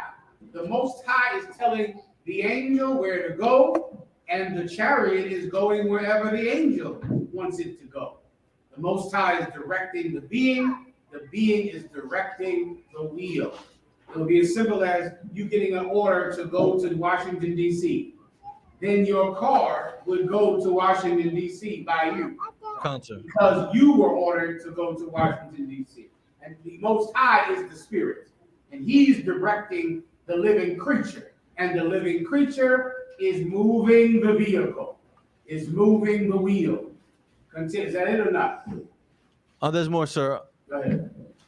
Thither was their spirit to go. That's what I just broke down. That same Concert. Concert. Come on. So like it, sir. Thither was their spirit to go, and the wheels were lifted up over against them. There you go. That's the same thing I just said. He's controlling it. If the wheel is over against them where they are, he's controlling the damn thing like you would control a car or a drone or anything you're driving, anything you're moving by your will. Continue. For the spirit of the living creature was in the wheels. There you go. The spirit of the living creature is in the wheel. Where's your spirit at to get to here tonight? Who knows? What was your spirit in? Anyone want to guess? Who knows how a car works? Your spirit was in the car. How do you know your spirit was in the car? The car didn't decide to come to class. Right. You decided to go to class. So your will, your spirit was in the car. Yes, sir. And brought the car to class. Yes, sir. This is a vehicle. This is a flying saucer. And the angels control it. That's that. Where's the painting I asked for? Anyone has it? Concert, I got it right here. Show it up on the screen. I think they got it. Yeah, Can you see, sir? That's a good one. That one where they're all over the sky. This is not the one I was talking about. There's a better one. Kind of a good that shot. I sent them the link. He said, now this one at the bottom is pretty good. That's an invasion. That's going to happen. That's because those Catholics read the Bible and had the Apocrypha and took it out the Bible. But that's an invasion. That's Judgment Day. You see the wheels in the sky or the flying saucers in the sky. Now, this is from the 1700s. Nothing flew back then but birds. But they knew that vehicles shaped like a circle were going to fly, and Christ was coming back in those. That's when you're going to see these vehicles on Judgment Day, brother. America, Trinidad, Puerto Rico, Mexico, Great Britain is going to be invaded. Invaded by what our oppressor calls flying saucers. And he's built his own flying saucers, and he is going to attempt to fight the armies of the living God, the whole host of heaven. And the war is going to last about 60 minutes. That's it. All right? Meaning very quick. That's the one right there. See that one with the broad? That one. See that? That's it. That's from them reading the Bible. They reading the Bible, they have the Bible, and they know this is coming. And they were terrified of it since the Renaissance. These are all Renaissance paintings. All right? Everyone understands. Next. Concert, there's another question from Nashville, but if I may. Go ahead, Nashville. Shalom. What's up? I got a question from 2nd Ezra, chapter 7, verse 46 through 48. I'm trying to find out, is this simply just talking about Adam, placing blame on our sins on Adam? That's the question I have. I'm sorry, I didn't quite make out what you said. You said placing blame on Adam about what? Is this scripture simply placing the blame of our sin on Adam? No problem. Let's check it out. So like, time out, please. Scripture? 2nd Ezra chapter 7, verse 46 through 48. I appreciate it. Whenever you're ready, Ashley. Concert, I got it right here. 2nd Ezra, chapter 7, verse 46. I answered then and said, this is my first and last saying, that it had been better not to have given the earth unto Adam, or else when it was given him, to have restrained him from sinning. No, that's not what this is. This is Ezra's. You know. In his frustration. I appreciate it, boy. Ezra was absolute. Also, let me know if it would be similar to let the captain in Baltimore work the computer since he's right here, Ashley. Just let me know, all right? So we would have to. Do you think I'm letting you know he's here? If it's easier for you, you need to decide whatever you want to do, all right? This is not God speaking in this part. This is Ezra. Ezra was speaking to an angel. The Most High God was very patient with Ezra. What is Ezra in Hebrew? Someone let me know what that means, all right? The Most High God was very patient with Ezra because Ezra was very frustrated. Frustrated by what? Frustrated with how long this slavery was going to last. Right. Anyone who's been in the truth for a minute, you understand what that feels like. You know, you begin to know things that you never knew before, understand things you never knew before, and that makes being a slave that much harder. You know, it's easier to be a slave when you're addicted to drugs. Oh, it's a lot easier. It's easier to be a slave when you're ignorant, when you don't understand things. But when you understand, when you actually have the ability to govern your nation, to be a slave in another man's nation can be unbearable sometimes. It can frustrate you, and it frustrated Ezra. And what you're reading right now is his frustration. His frustration is not true. It is simply his frustration, and the angel is going to correct him, and you'll read it as you read farther down. I'll just break down what he's trying to say. He's trying to say what? Read it again, please. Concert.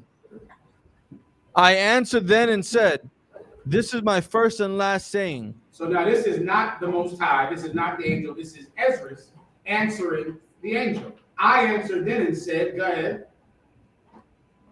This is my first and last saying, that it had been better not to have given the earth unto Adam, So he's saying, you know what? It would have been better if Adam was never given control of the planet Earth. That would have been a lot better. He should have never received the Garden of Eden. He should have never been in charge of the planet. Why? Because in being in charge of the planet, it made all of us think that we should be in charge of the planet. And that's what it does when you're in the truth. You're walking around in the truth. A prince walking on the ground like a servant. Now you're here, you're going to some slavery every day. A prince. And some devil is telling you to wash the dishes. Get this paperwork here, move this here, file this thing. And you're looking at him like, devil, I'm going to make you pick cotton. But that's what you think in your mind. But instead you go, well, should I put it in this file or this file? You go correlate it over here to the other one. Like that. I can't talk about business on Tuesday. If you need it by Tuesday, let me know because I can correlate that. And you can go home and man as hell. You got to take it. You go to camp and just say the white man is the devil that much harder. Yep. It gives you you put a little more gravy on that. The white man is the devil. Make up for that bad that work. So, and that's how you got to make it. You got to just get through it. It's a question of patience, and discipline. You got to wait. You got to wait. Add that to your zeal, patience. Add that to your knowledge, patience.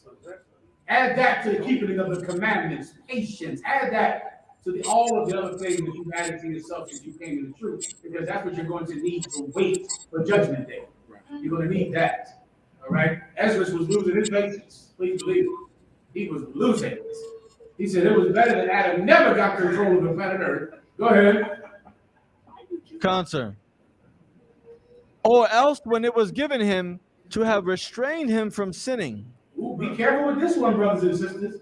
Or else when the earth was given to Adam to have restrained him from sinning. So they try to take this and try to make it into predestination, and we have a will to do whatever we want and all of that old crazy stuff. That's what they do. Yeah. Well, yeah, the Catholic Church struggled with all those metaphysical talks and all the time. Listen, my kids got the will to take out the trash or not.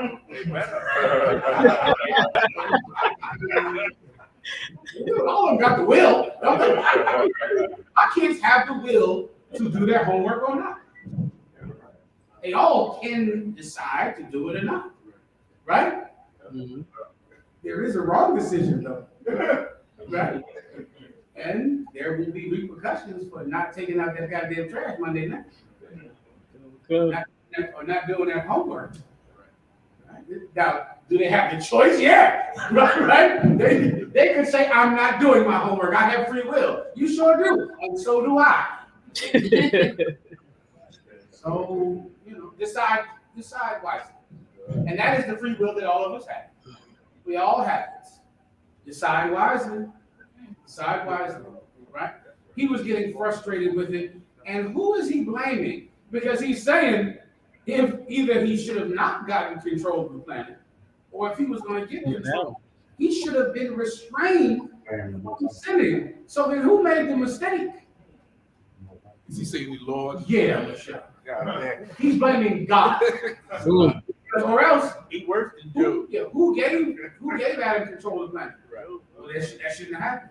And who did not restrain him from sinning? The Lord. This is what happens when you lose patience. You blame God for your lack of patience. That was God's fault. It's God's fault you're not rich yet. You should have been rich. Right? You should have been rich a long time ago, right? Come on. Adam said, you gave me this woman. That's what Adam said. Adam said, you gave me this woman. You should be very careful. When you lose patience, you will blame God for your shortcoming. You'll blame him for it. And you cannot lose patience because it is his will when he ends your suffering. It is not your will. It's his.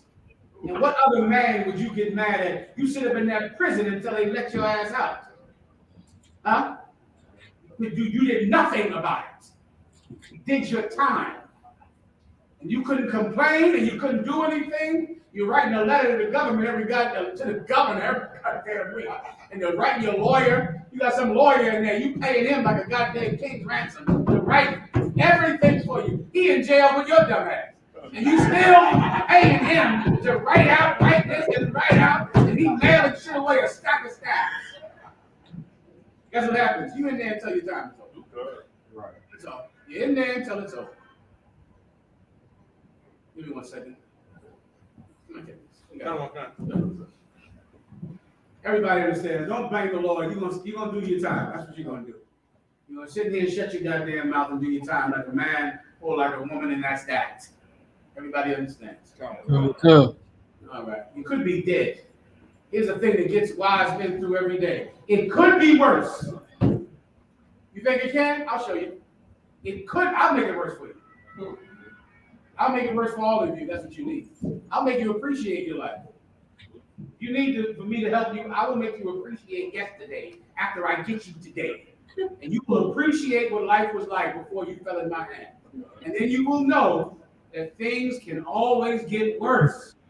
There is no situation that cannot be worse. So you should thank the Lord for the suffering you have, because it's not the suffering you don't have.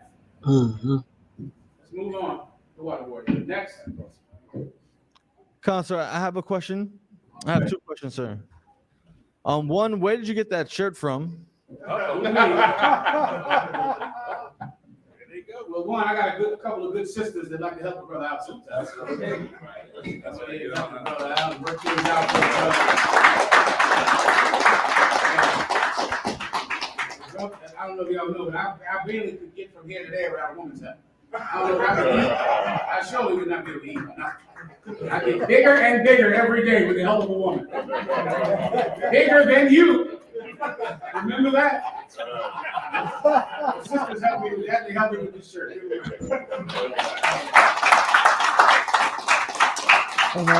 My second question, sir. For Black History Month, right? I want Lord allow, we have camp this Saturday in Times Square. You better have it. You said it correct.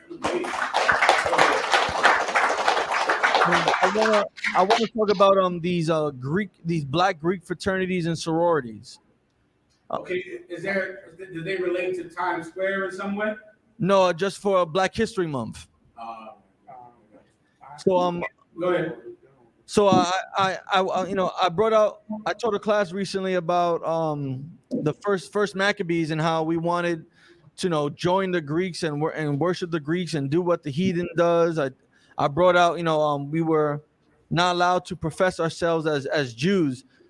But are there any other scriptures that I can use to show how we want to love and mirror what our slave master does? Mm-hmm. That's a perfect breakdown on it, because that's exactly what the origin of the so-called Black Greeks, which is a ridiculous statement to say, and it can't be true and it can't be real, and it's insane. It's very old. You can take it back to the Hellenists.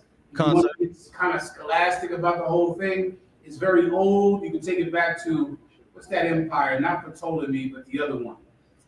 I think it was Antiochus. Not Antiochus. The Seleucid. The Seleucid Empire began to Hellenize the Jews, meaning the Ptolemy Empire or the Ptolemaic Empire. They made white people African. White people ruled Africa, so they acted like Africans. That's where you get Cleopatra, right? Cleopatra was a white woman who dressed like an African, worshipped African gods, took on African culture. That was what the Ptolemaic Empire, or the people under Ptolemy, did. But the Seleucid Empire, they decided to turn their Jews into Greeks. So they did the reverse. The Ptolemies controlled Africa, or Egypt, and they acted like Egyptians, although they were white. The Seleucid Empire controlled Judea, controlled Israel, and instead they made the Jews act white. It was a different form of government. They believed that was better. The Ptolemies said, well, we're in Africa, so we'll act African. The Seleucids said, white people are in Judea, they will act like us. They will act like Greeks. And so it goes all the way back to then. Now, the modern Black Greeks goes back to the Masons.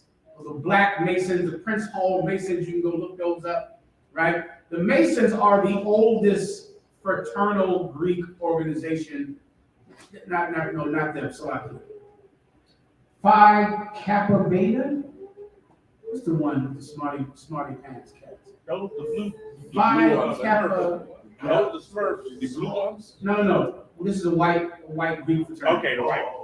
Phi Kappa something. It's Okay, you know. yeah. You've heard of it. It's a white organization, right? Let me give you the history briefly. I don't have time. You got first the Masons. The Masons are around in the 1700s, in the Renaissance. The Masons were literally a union, a masonry union, like a stone builder union, right? And they built they built all of the famous churches that were built during the time of the Renaissance in Europe.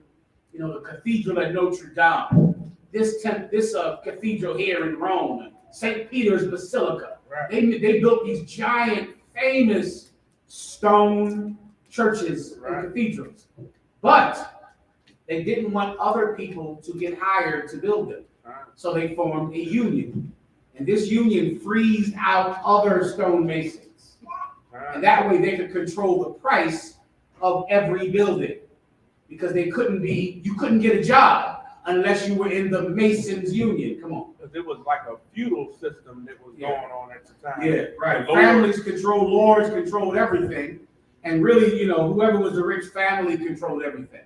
So the Masons said, wait a minute, this rich family will hire somebody else and pay them less.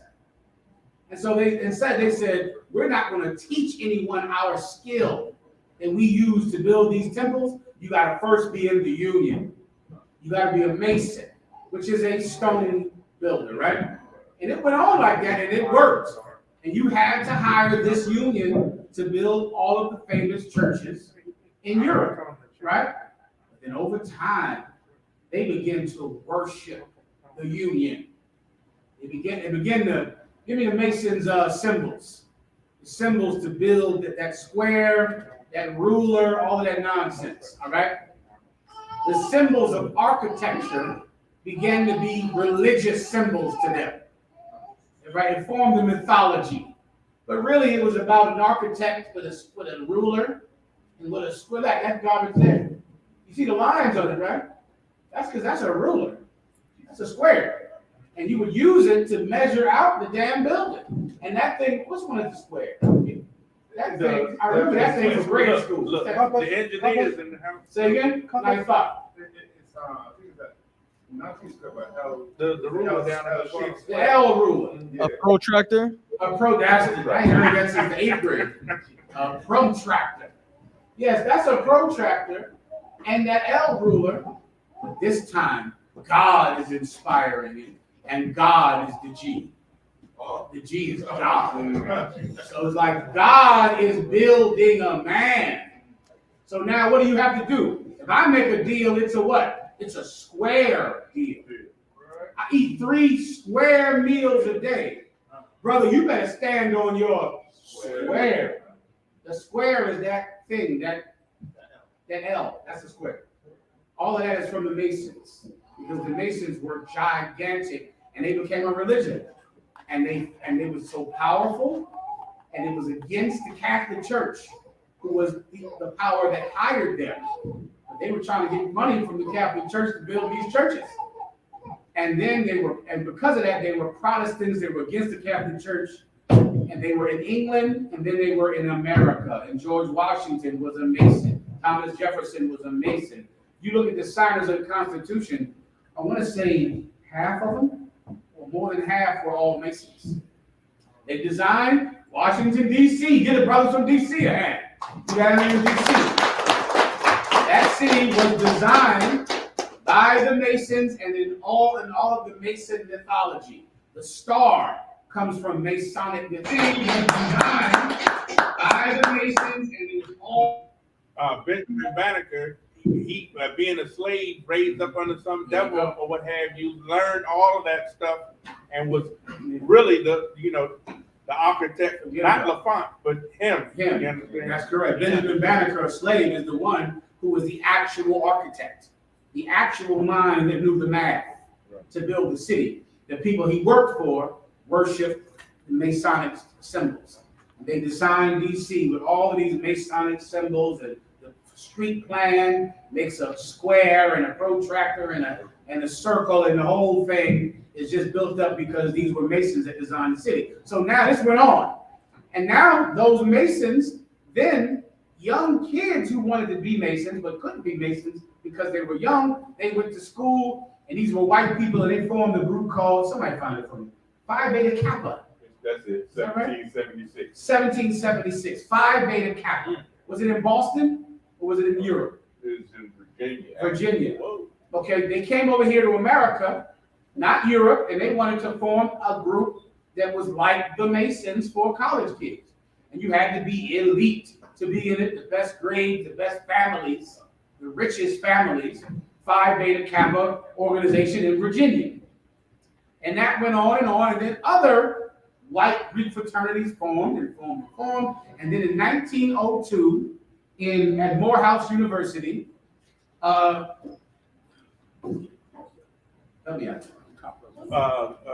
Phi Alpha started their own black Greek organization for the same reason anybody formed anything back then, because white people wouldn't let them in the white one. So the minute white people said, nigga, you cannot join, they said, well, we'll make our own Greek organization. And that's when Alpha Phi Alpha began in 1902 at Morehouse University. And they were the first one to just make their own white Greek organization for black people. And then from there, you had another one, Omega Psi Phi after that, Kappa Alpha something after that, blah, blah, blah, blah. All right? Like I said, Go ahead. The first, the Alpha Phi Alpha started in Cornell University. Cornell University. Yeah, I believe that's 1906 or 1902. 1906, good enough, come on. Why call it a Greek organization if it's supposed to be black? Stand up. You guys stand, they can't see you. Oh, if I could. The reason it's called a Greek organization is because it's their version of what's the one you said earlier? It's their version of the white one. Right. You get my point? Like, think that. Don't think it's black. Right. The only reason it exists is because white people didn't let them in theirs. Exactly. So just think that. They wanted to join the white one, but white people said no. So then they leave and they make they're trying to make that same white one. You get my point? And then, listen, and it was so the same in that they didn't let you in if you were too dark skinned. Kind of one kind. Like it was just literally to where literally they even segregated the black one. Kind of one kind. Because the point was not to make a black one. They didn't want a black one. They wanted in the white one. And this is the civil rights mind. It's like, it's not being made to make a black one. It's being made because white people won't let us in theirs. And so we'll make our version that we can get in. This is the white one that will let us in. And it's hard to understand, but that's the case. Go ahead. Kind of one kind, sir. Like in the 1880s when black people was becoming senators and representatives all over the house, and then they sent the troops home from the south. The North sent the troops home from the south, and then the white man started acting the ass down there and oppressing everybody or what have you. Is what led to them, you know what I'm saying, not being able to join the white man's schools and stuff like that. Because I was like, how the hell did a Negro become a senator or a governor or a representative in the 1880s or what have you? Once the troops went home from the Civil War that they had stationed in the South, you understand, you had to be the historically black college.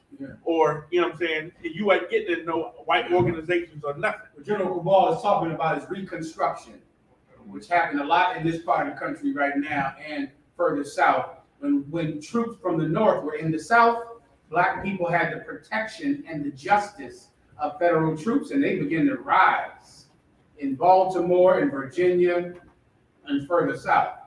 But then a new president came in office, and it was not politically expedient to support black people anymore. And then they removed the troops from the South, and Jim Crow began. They began to beat you and oppress you into this very moment. All right, what he's saying is correct. All right, so just think like that. They wanted the white thing. They wanted the white women. They wanted the white popularity. They just made a white version that let black people in. And it started with Alpha Phi Alpha, Omega Psi Phi, Kappa Alpha, Kappa, Phi Beta Sigma. It's 9 of them. All right, that's all I know. So now, and then there's just a ton of black people that wish they were white. And that's all it is. I don't know what the dancing is about. The dancing, I know this much, it used to be tap dancing. Like stepping used to be that was stepping, right? And then over time it became more, it was different. But it started off as tap dancing, it turned to dancing, and with a ton of complicated choreography that I could never learn. All right. So now, and also because it's Greek and because they're mimicking the white organizations, what must you involve? Homosexuality. Yes, sir. Because that is the essence of Greek culture. And all black Greek organizations are gay. All of them. And if you have been in one, just don't tell nobody. Because we all know what you had to do. The beatings about it. The beatings come from the Greeks. The Alpha, say that one, the white one. Alpha, Beta, the original white one is 17, blah, blah, blah. Yeah. The white one. The white ones would bend your tail over and beat you with a big wooden stick. They would pass the egg, which is when you put an egg in your mouth and pass it down the line to 10, 12 men. You lay down on the floor, all next to each other, naked. Come on. And the last person has to The last eat one the has to egg. swallow the egg. A ton of them, they blindfold you, put you on your knees, and then tell you open your mouth, and they shove a dildo in your mouth. And you don't know it's a dildo because really they're not really gay, so they wouldn't put a real penis in you. That would be gay. So instead, he just pulls his zipper down and shoves a dildo in your mouth. Now, if you truly love Alpha Phi Alpha, you will suck that blood for the founders. I hear you, brother. I hear you. General Cabal. And all around this time also there was the thing about Booker T. Washington and what's the other cat's name? W.E.B. Du Bois, who would have you. You know what I'm saying? You know what I'm saying? Whether you be an industrialist, make your own stuff, or you be some philosopher or what have you. It was a whole political debates on the direction the black aristocrats should go in, which is what we're talking about. We ain't talking about a lot of our forefathers who was sharecroppers and poor or in jail. My family didn't go to college. Right? You know, they went to jail. So now you was a black aristocrat and smart and family, like Martin Luther King was a member of Alpha Phi Alpha. And so was his father and his father's father. They were preachers and rich and blah, blah, blah, went to Morehouse University. This is their world. And these are the kind of debates they had in their world, which is what General Cabal was talking about. On what direction should the black aristocracy go in? And they decided to go in the path of sucking dildos in rooms, in college dorm rooms. Because somehow that makes brotherhood, I guess. Hard for me to get. I don't quite understand. So if you were in one of those, just shut your mouth about it. But you can teach on it as if you heard about it. You gotta be like, you know them brothers be sucking dildos. That's some amazing shit. Let's do it like that. Unfortunately, I'm not hearing nothing about Black History Month this month. You understand? But I mean, like we usually trying to find somewhere to go and something, to get on these heads and start waking up. But when June comes, you understand, it's gonna be all over. You understand? It's Black History Month is quiet this year. Who the hell knows why? I don't know. But the point is, Black fraternities are homosexual organizations. All right. So that's next. Slack, sir. Go ahead. So are there any other scriptures that I can use besides the ones I mentioned for this particular topic? You can use Greek-speaking Jews. Sir. You can use but they are both Jew and Greek. They're the same. You can use that. You can use oh my God, all the precepts about us taking on their culture. So many of those. Come on, sir. The Jews seeking a sign, the Greeks seek wisdom or knowledge. I don't know if that'll hit you right where you need to be hit at. You need something like we pretend to be them. We try to act like them. We prefer them. There's 1,000 precepts like that. Or if there's any other scriptures that talk about like we were glad to receive like a crumb, because Black History Month is like a crumb to appease us. If you're breaking down Black history, or if you're breaking down the Black fraternities, you got to go with the whole Greek thing. You got to find something about Greeks, and you got to find something about pretending to be something else. Sir. Maybe I shall make you jealous with the people that are no people. Right. That might be where I might go with it in a battle. But I would first start off with something that is Jew and Greek, Jews acting like Greeks. And I would go to something about us taking on their ways. Something's up on my tongue. Taking on their ways scriptures. So like, sir, if I may, can we use the scripture talking about the cap they made a square, sir? The cap, okay, for fraternities? No, sir. Do fraternities wear the caps? The Greek culture, sir. How they made us. The Greek culture, the cap, I don't know if they use the caps. You got to tell me in Greek fraternities, but they do use them for Muslims, Jewish people, and Catholics. They do use the caps which the Bible speaks against, those wicked hats. They were used in colleges, I believe, what you're talking about a long time ago. It's the cap that the Ku Klux Klan wears. That big pointy hat. Yeah. Like that was at one time what you wore in college, and Greek colleges. So I don't know if they still do it. I don't know if they'll know what it is. But it is the birth of the kufi, the yarmulke, and that thing the Catholic that the Pope wears. All right, come on. Oh, Slack, sir. I was gonna say, could we use Slack, sir.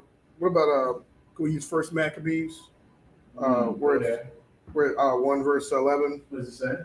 It says, in those days went there out Israel wicked men who persuaded men, saying, let us go and make a covenant with the heathen that are round about. Good, yeah, you might find a lot in the Maccabees. So that's exactly what they were doing, taking on Greek culture. Come on. The sororities is that the same thing? Just the female version. The women couldn't get into the men's, so they made their own. Which is a lot of American society. Is just you exclude somebody, they make their own. Right. So the women, of course, were barred from the men's, so they made their female version of the men's, and that's that. I mean, I think it was an extension of them getting the right to vote in 1913. That would make sense. Women's live and women were voting. Then you had the AKAs, Alpha Kappa Alpha, Delta Sigma Theta, Sigma Gamma Rho. Gamma Phi Beta. The first one, Gamma Phi Beta. Gamma Phi Beta, whatever. You had the women's versions, and the women are in there, of course. Feminists. Yeah, feminists, and it's mainly about voting. The women's are about power. They're trying to get a ton of power and voting. And of course, the vice president is a member of one of those organizations, because that was really the whole point of the women's groups, is because it was around the time of women getting the right to vote, and they want power. And of course, they're in the vice president's house now. All right. She's not a black woman, of course. Right. She says she is sometimes, but she's not actually. All right. Next. Shaw, any questions in the room in Baltimore? Let me know. I get you, officer. Come on. Come on, sir. I was trying to understand, Slacky, sir. I was trying to understand Exodus 21, verses 2 through 6, sir. Mm-hmm. Would you like me to read it, sir? Please. Come on. Exodus chapter 21, verse 6. If thou buy a Hebrew servant, 6 years he shall serve, and in the 7th year he should go You up. in Hebrew Academy? I lie, sir. Okay, well, sound correct. Looking real strong. No, You're training now. Super strong. They be trying to take me on. I'm getting older, they can have me. They took in. Just telling you. Give him a hand. That's how it is, huh? I'm training every day. Goddamn, yo. Go ahead. Get him on camera, man. Let me get him on camera. Wrong as hell.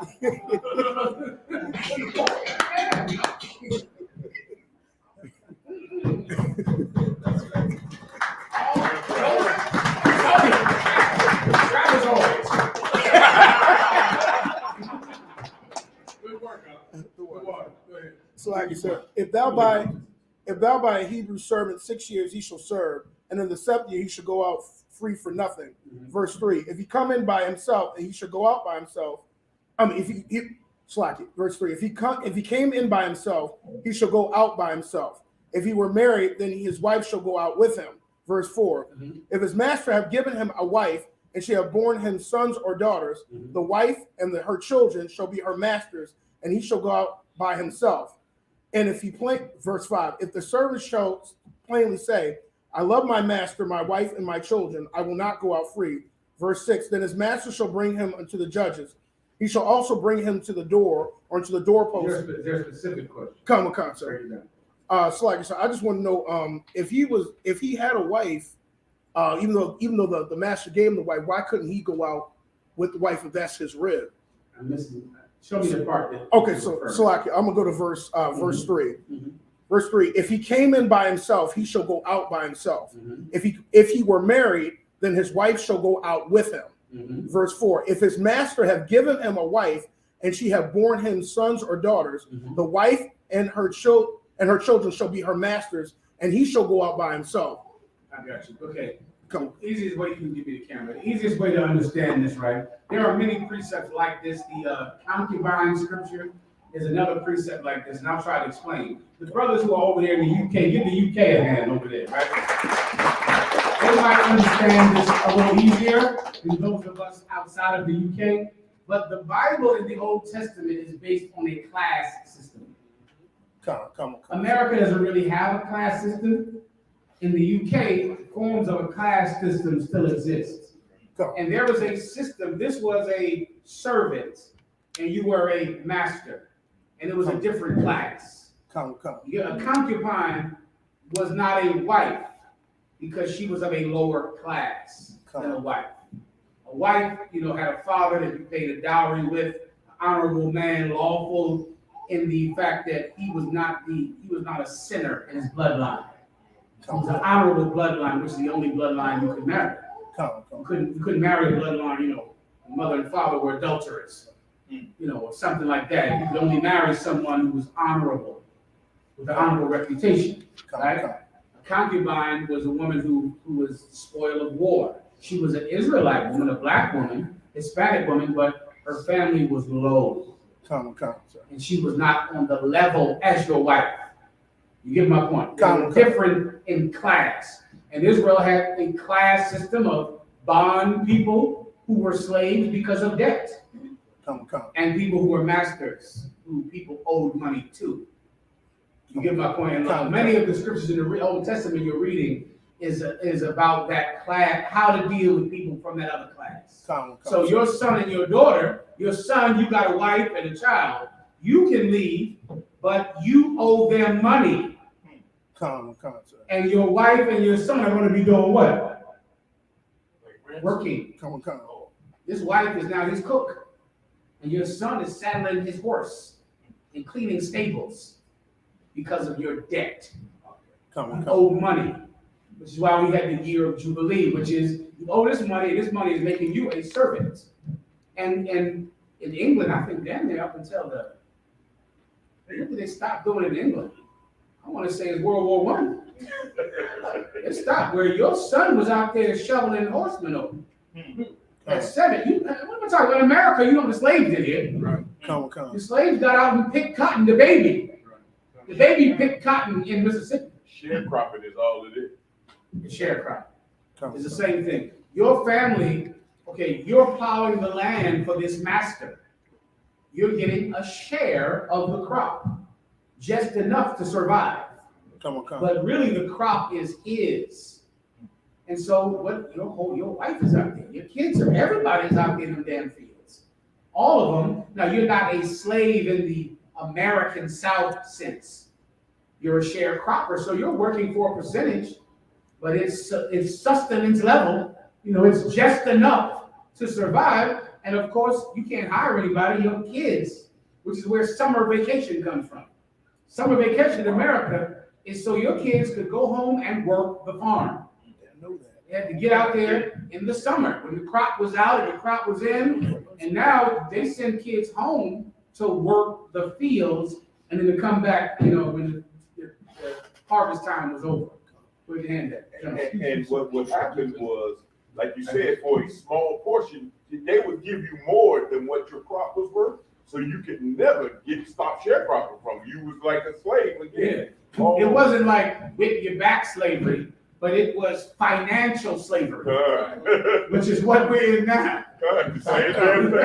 Right, debt, constant back-breaking student loans and credit card debt, which means, okay, this gotta be, I'm sorry, go ahead. No, I want you to go ahead and okay, really, think how about you can be a slave without a whip, without chains, but if you stop working, you're going to jail. Damn right. So in essence, it's not like you can say, you know what, I'm done with this. I'm tired of this, you know, this thing here. I'm deciding to go live out my dreams as a painter. I hear you, but there's a bill coming to the house every month. Student loans means going to college will never make you succeed. You'll never be able to say, I went to college, so now my family has went from this level of society to the next.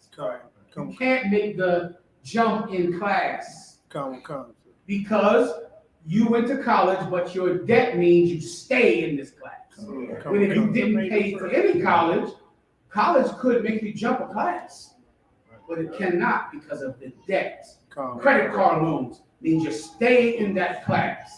You're not moving up. And the Bible in the Old Testament was the rules for the class system. Then one day, Christ came along and abolished the class system. He got rid of it. Now, at one time, the Levites were just in charge, and it didn't matter what they did. They were in charge based on their bloodline. They were the highest class. The Levites, the Pharisees, the Sadducees. Come on. You're wrong. Give me the camera. Come on. It says in Exodus 21 and 1 on down, it says, now these are the judgments which thou shalt set before them. If thou buy an Hebrew servant, 6 years shall ye serve, and in the 7th shall she go out free for nothing. That's what you read, right? If he came in by himself, he shall go out by himself. If he were married, then his wife shall go out with him. Verse 4, if his master have given him a wife, and she have borne him sons or daughters, the wife and her children shall be her master's, and he shall go out by himself.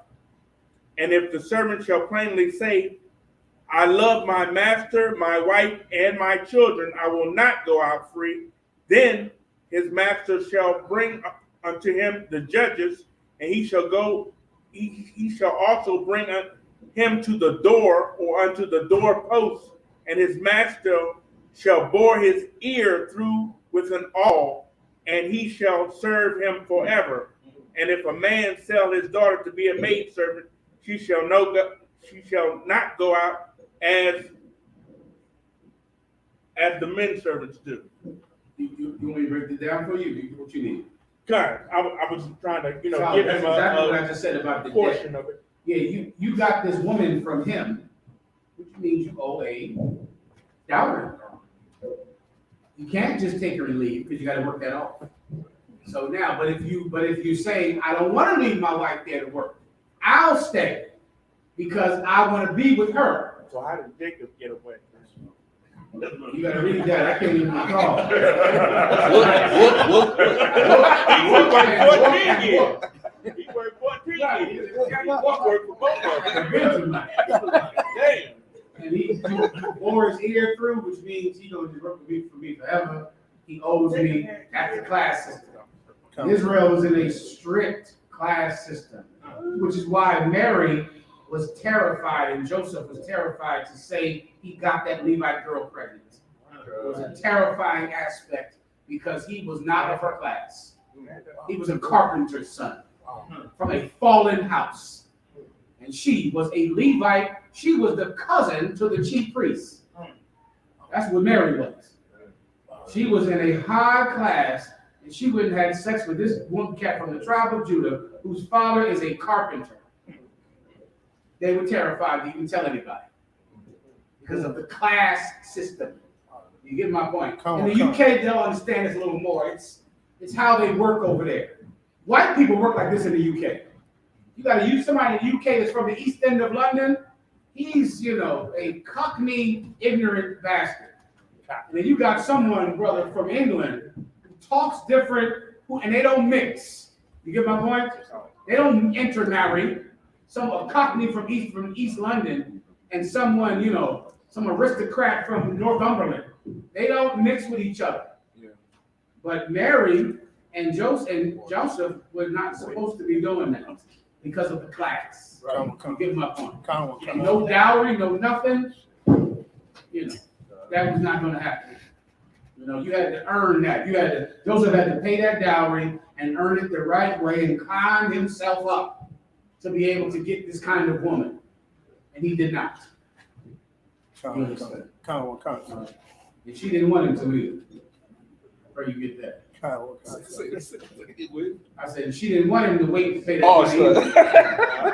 money. She didn't want it. She wanted the expedient way. She has a bottle of scotch and What are you talking about?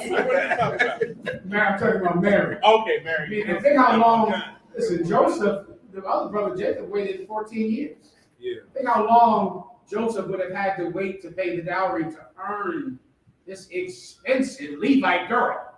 His cousin is the chief there priest. Cousin is Zechariah. Yeah. Come on, man. It might have been 20 years. Mary took a bottle of wine over that house and decided to do it the expedient way. Come on. Abraham had his affairs in order, or whatever. He sent his son Isaac up there, like, take some cash. Bond. Let's have it. Come on. Go ahead. If I could, sir, is the difference between a wife and a concubine like your wife and your baby mother? No, that distance doesn't exist anymore. That's a done existence. That existence doesn't exist because of Christ. Right? Now, every sister in the nation of Israel is a princess, every brother is a prince, and that's that. Because of Christ. Because of him. We had that kind of division amongst us based on who was rich and who was poor, and Christ got rid of it. You understand? Next. Go ahead. Two quick questions. Is that the reason, like with the Sadducees and Pharisees too, with it? Because from my research, is like the Sadducees, they were saying that they were the aristocrats or the rich. Yeah, they were. Their families. Okay. Their families went back to the Maccabees. Okay. That was a prominent, the Hashmonean dynasty. Okay. They went back to Judah Maccabee, the Sadducee and the Pharisee. Oh, to the Pharisees and all to a rich sector. The Pharisees went back to the Maccabees. Okay. That's who they are. The Pharisee is not a job or a religious sect in that sense. It's a religious sect that you had to be in the right family to be in. Okay. Come on. Because they even hijacked the whole damn priesthood. And if you go back and read in the Maccabees, you know what I'm saying? One of the Edomites in the Roman or Greek one of the Ptolemies or the they replaced the whole line. You know what I'm saying? So yeah, that's what that is. That's it. It's a sect, a religious sect that's in charge. They're in the government. They're the judges and the lawyers but they're the sons. They're the sons of Judah Maccabee and his family. You get the point. Go ahead. I'm sorry. We get that across. If I could, sir, are they the same ones that came up with theology? Say that one more time. Are they the same ones that came up with theology? Came up with what theology? Come on up, Chief. Come on up, Chief. I don't understand. Go ahead. We were just talking about, are they the same family that came up with with theology, the concept? The concept of theology? Kind of.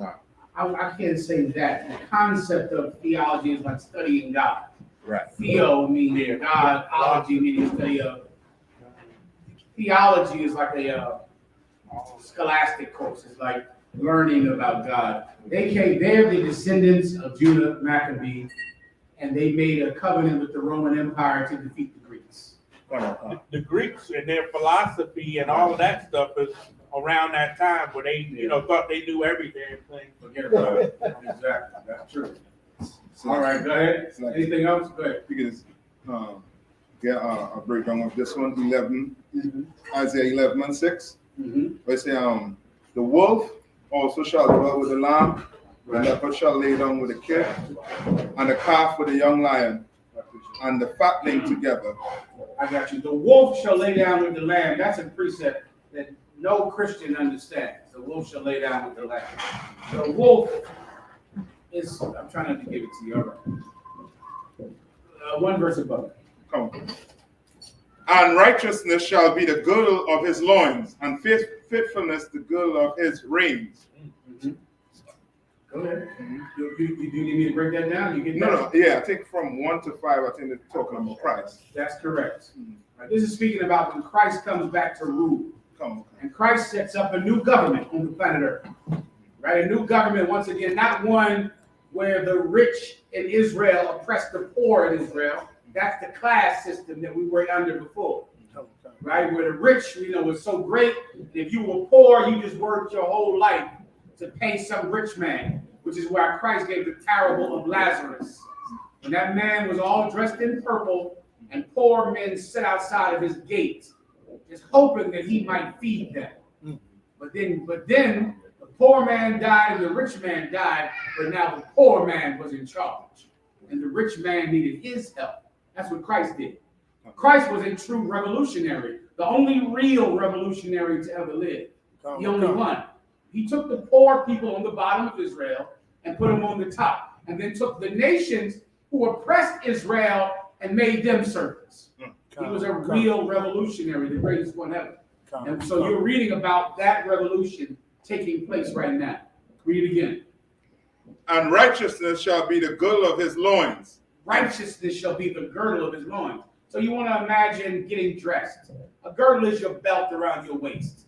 So imagine the same way you dress yourself to make sure that you look good, that you look prominent. Think of a preacher and how a preacher wears that suit, or a politician. And that suit matters, like Farrakhan and them $5,000 suits. Creflo Dollar, that matters to them.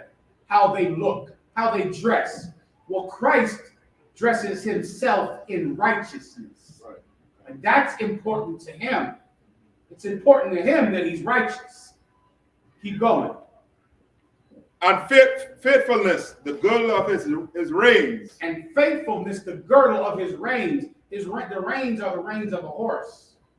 And he would decorate. It was old custom to decorate the reins of your horse.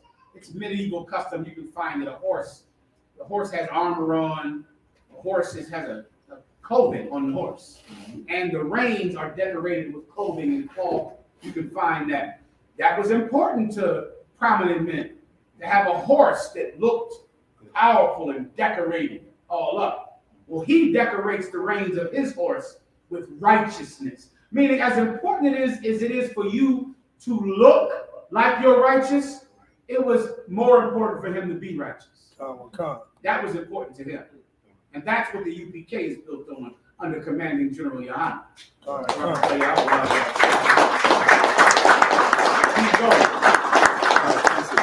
The wolf also shall dwell with the lamb. Now here we go. Now remember that? I just broke that part down.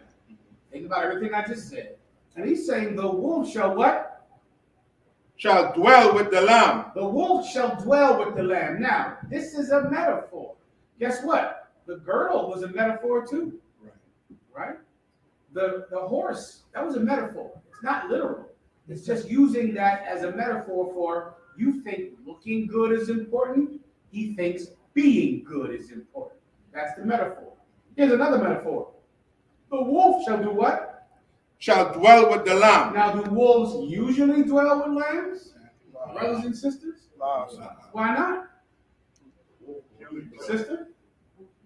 Because the wolf will eat the lamb. The wolf is in danger around the lamb. I'm sorry, the lamb is in danger around the wolf. The wolf kills the lamb. But Christ is saying that this wolf and lamb are going to live together. Keep going. And the leopard shall lay down with the kid. And the leopard, you know what a leopard is, right? Like a panther is the same thing as a leopard, right? What's a kid? A kid is a baby goat. Well, usually a baby goat can't lay with no leopard. Why is that? Because the leopard kills the baby goat. But Christ is making a society where the people who are victims are safe with the people who were the villains. You're safe now. Who are the lions and the lambs? Now this is about as obvious. This answers the obvious question that you yourself have said in the past. You've said this. If you haven't said this, someone else has said this. Usually it's some wicked bastard that wants to think of a reason to love our oppressors and hate his own people. I'll give you 2 shots and then I'll answer it for you. Who wants to be the 2 shots? Speaking of shots. So like the preacher, and basically the preacher and the congregation. They lay down together tonight, right now, don't they? They're in church every Sunday. Okay. Right? They dwell together perfectly. Government, yeah, black leaders, black leadership. They're together perfectly right now. Black congregation and black politicians go hand in hand. They're together. They totally agree with each other right now. Okay. And black preachers and congregations completely agree with each other. The preacher says you can't eat pork. They say, thank you, we will eat some pork. They agree with each other right now. But there are people who don't agree with each other and can't be with each other. One is strong, not Esau. One is strong. How do you know it's not Esau? The laying together, the dwelling together. One is strong and will victimize the other one, and the other one is always unsafe around this one. Officer or trooper right here, whatever your rank is. Stand up. Stand up. In the pool. I'm going to take it. Give him a hand. I'll take it. Let me give you some. Let me give you the statement that people always say. Y'all brothers talking about white people, but really the main ones that hurt you are your own people. A black man is the one that shot me. A black man is the one that stole my car. A black man is the one that sold me drugs and robbed my house. Yeah, I know. We hurt each other. You know who hurts each other? A drug dealer and a drug addict. Yeah. Those two are polar opposites and enemies. A drug dealer, I remember back in the day, a drug addict was like garbage. That's the best way I can try to make you understand this. They weren't people. You understand? They were not people. They was a crackhead was, go steal me some earrings. Give me a stereo. Get out of here. You shoot him in the leg. Right. You take out a 32 and shoot him in the butt. Or make him dance. Forget about the women. I mean, that's horror stories. She wasn't a person. She wasn't a person. Like, crackheads were not people to a 13-year-old drug dealer. A crackhead was a animal thing that you just told to do whatever you wanted to do, and they would crawl on the ground and lick the cement. So you could laugh and laugh at it. They weren't real. Am I telling you something y'all don't know about? Everybody knows what I'm saying. Everybody knows. Those are the two that will now come together. The gangster and the victim. The brother who gets robbed and the brother who does the robbing. You understand? That's the problem in the Black community and the Hispanic community. The problem is there are some of us who are villains, who are terrible, evil bastards. And there are those of us who are always on drugs, getting high, needing help, crying, begging, and we are victims to that other type. And we're in this nation together. The bully and the little guy who can't defend himself. I'll take rich and poor because that dynamic exists there, where he has all the money and the cars, and you're just begging and poor, and you're a drug addict, and he's always beating you and taking your money and hurting you.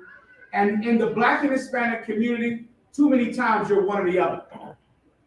You get my point? You're either the cat, everybody is bullying and beating up and getting robbed, and you're just trying to get high, or you're the one who's a gangster and you're robbing people and you're putting a gun in everybody's face, and you can't be together because one of you is not safe. Does everyone understand? One is the lion and the other one the lamb. One is the wolf and the other one the sheep. One is the leopard and the other one the baby goat. We victimize each other. That's over. You understand? No more of that. Now, how do you know it's over? Because it's over in here. In here, that's over. Let me give you another place that it happens sometimes. In the world, with abusive women and abusive men who marry someone who is a victim to abusive men or abusive women. There are a lot of brothers out there. You marry a woman, and that woman beats you. She hits you constantly. She stabs you. She keys your car. She scratches all down your face and your neck. She rips your clothes off during arguments. That woman is a leopard, and you're a baby goat. She's the lion, and you're the lamb. And you can't live with each other because you have a violent woman. And too many of you, this is how you're trying to live. You're with a woman, you're like, baby, stop. You're grabbing her. You're holding her arms down, trying to squeeze her real tight. Why do brothers squeeze a woman that's trying to claw their face? Why are they just holding her? Who wants to blow my mind because you've been through it 100 times? I'm giving you the scenario. She's coming at you with them nails. She go to the Chinese to get them shopping. The Chinese down there, sharpening to a fine blade. She come in the house, she go through your phone just so she can get the justification to use those finely sharp nails from the Korean to come in and swagger, crouching, hitting tiger on your face. You grab her around her arms and duck and try to hold her. And she's screaming, let me go, so she can scratch your face. But you hold her. Why are you holding her as opposed to knocking 2 teeth out of her head? Who wants to give me the obvious answer? You hold her because if you accidentally hit her by blocking, you're going to jail. I wish that was true. I wish that was the reason you're holding it. We all know that's not the reason that you're holding it. If you want to be honest with yourself, come on. Also, probably because if you let her go, she is going to chase after you and scratch you to death. So why are you holding her as opposed to defending yourself? Why are you holding her so she can calm down? He's onto it. He's there. So when she's calm, then what?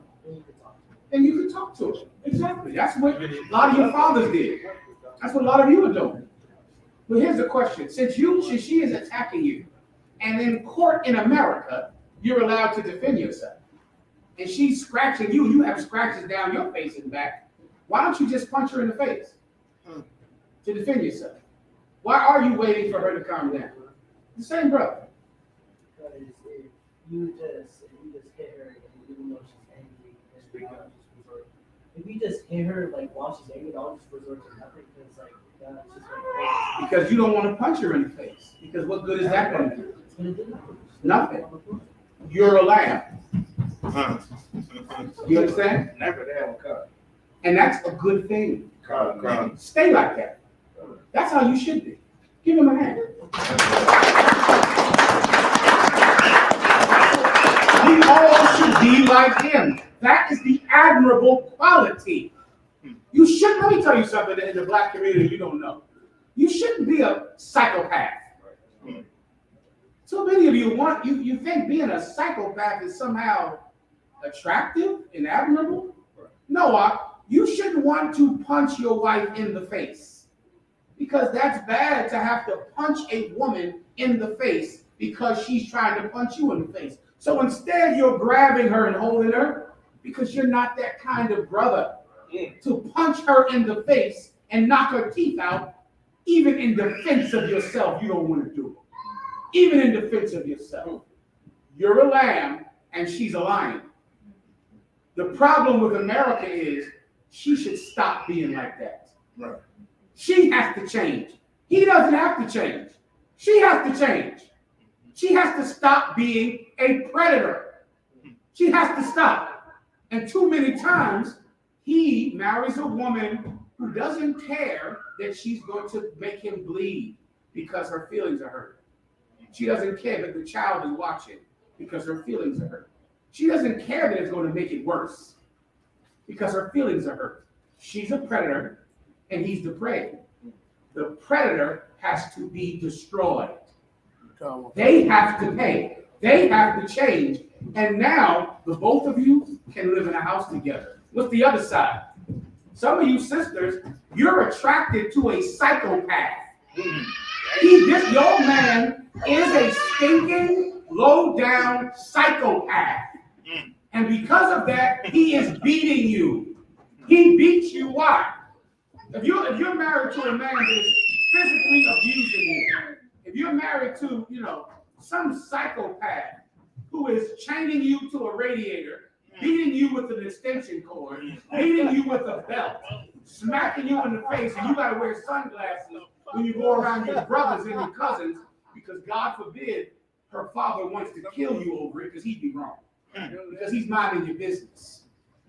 So you got to hide the fact that your husband is beating you. Now, here's my question. Why are you with someone like that? Because you are attracted to psychopaths.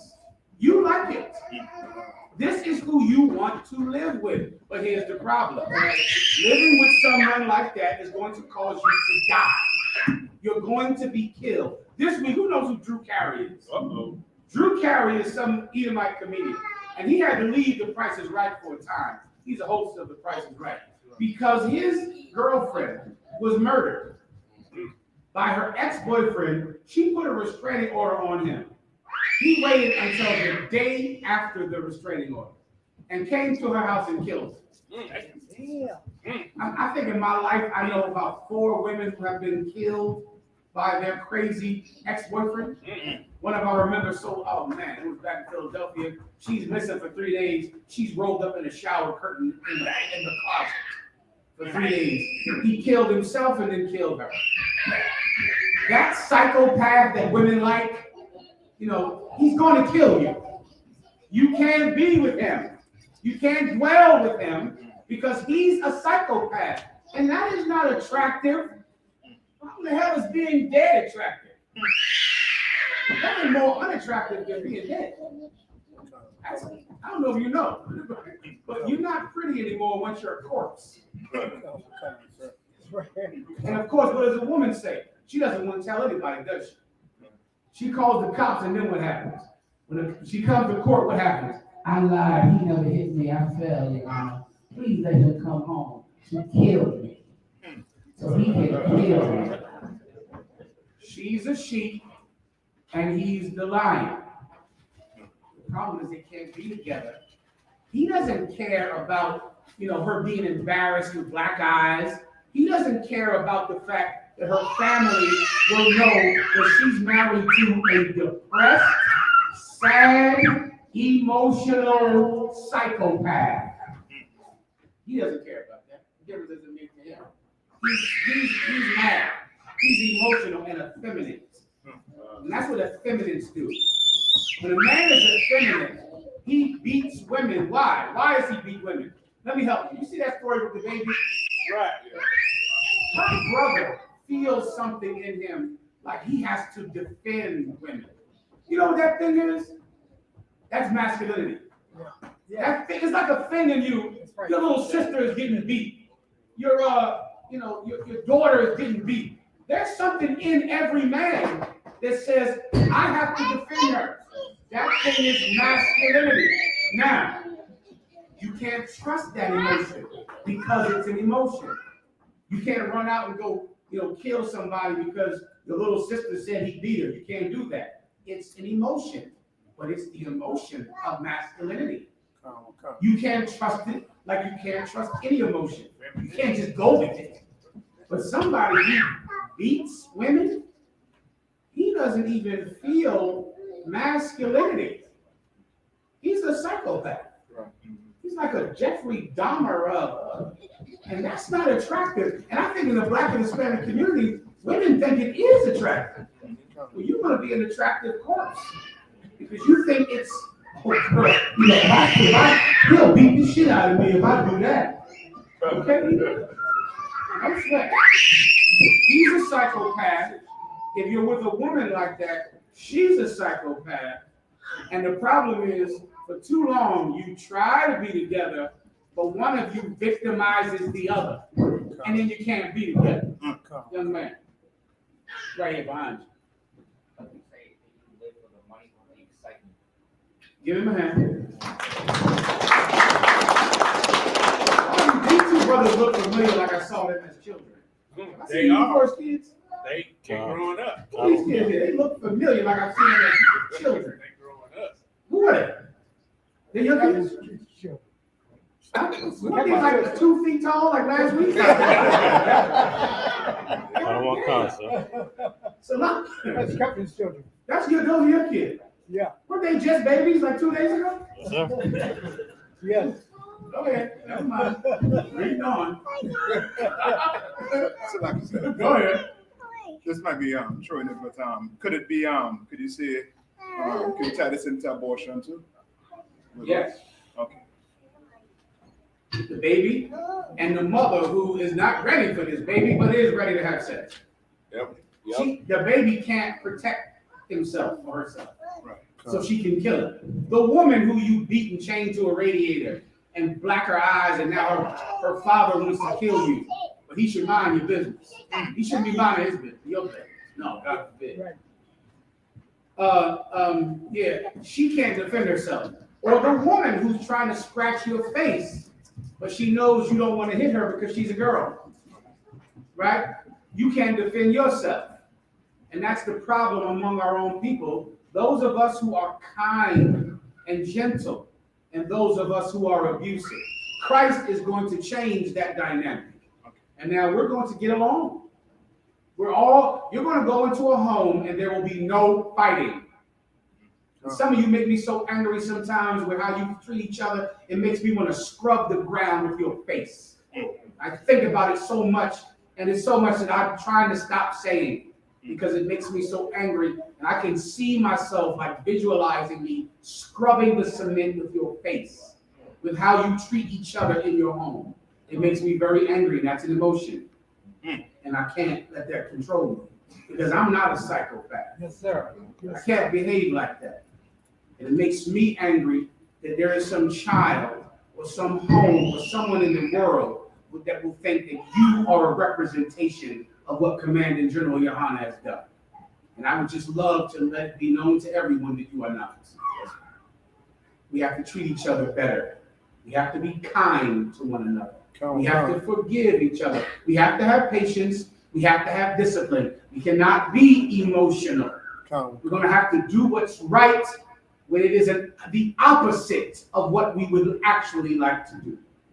And then we will have peace with one another, which is what this precept is about.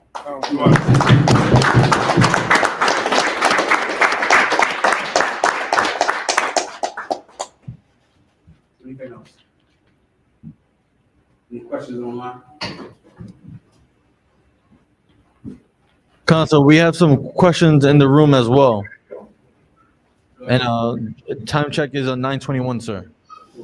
I'm wrapping it now, right? Cross the line needs to be to end at 9:30 at least. Yes, Baba Kashar, sir. Go ahead. Officer Hazahab asked a question earlier, sir, that he would like for you to break down.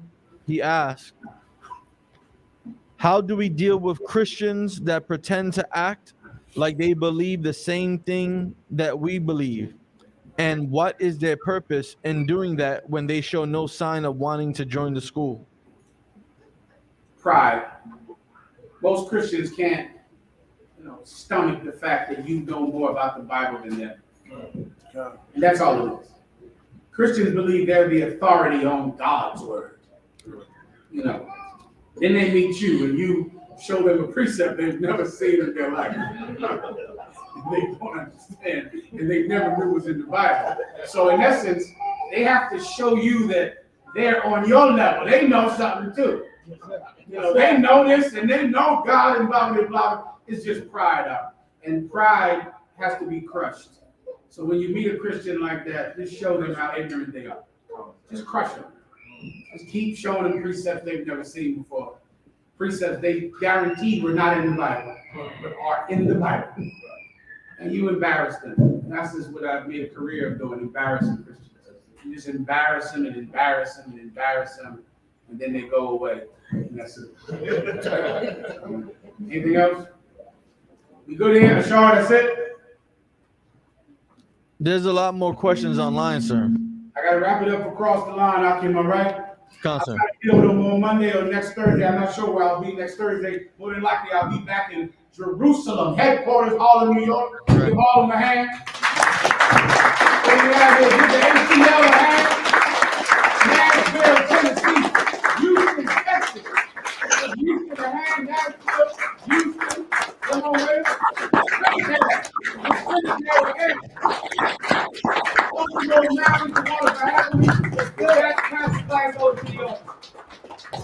Hello, up on ya. Barack.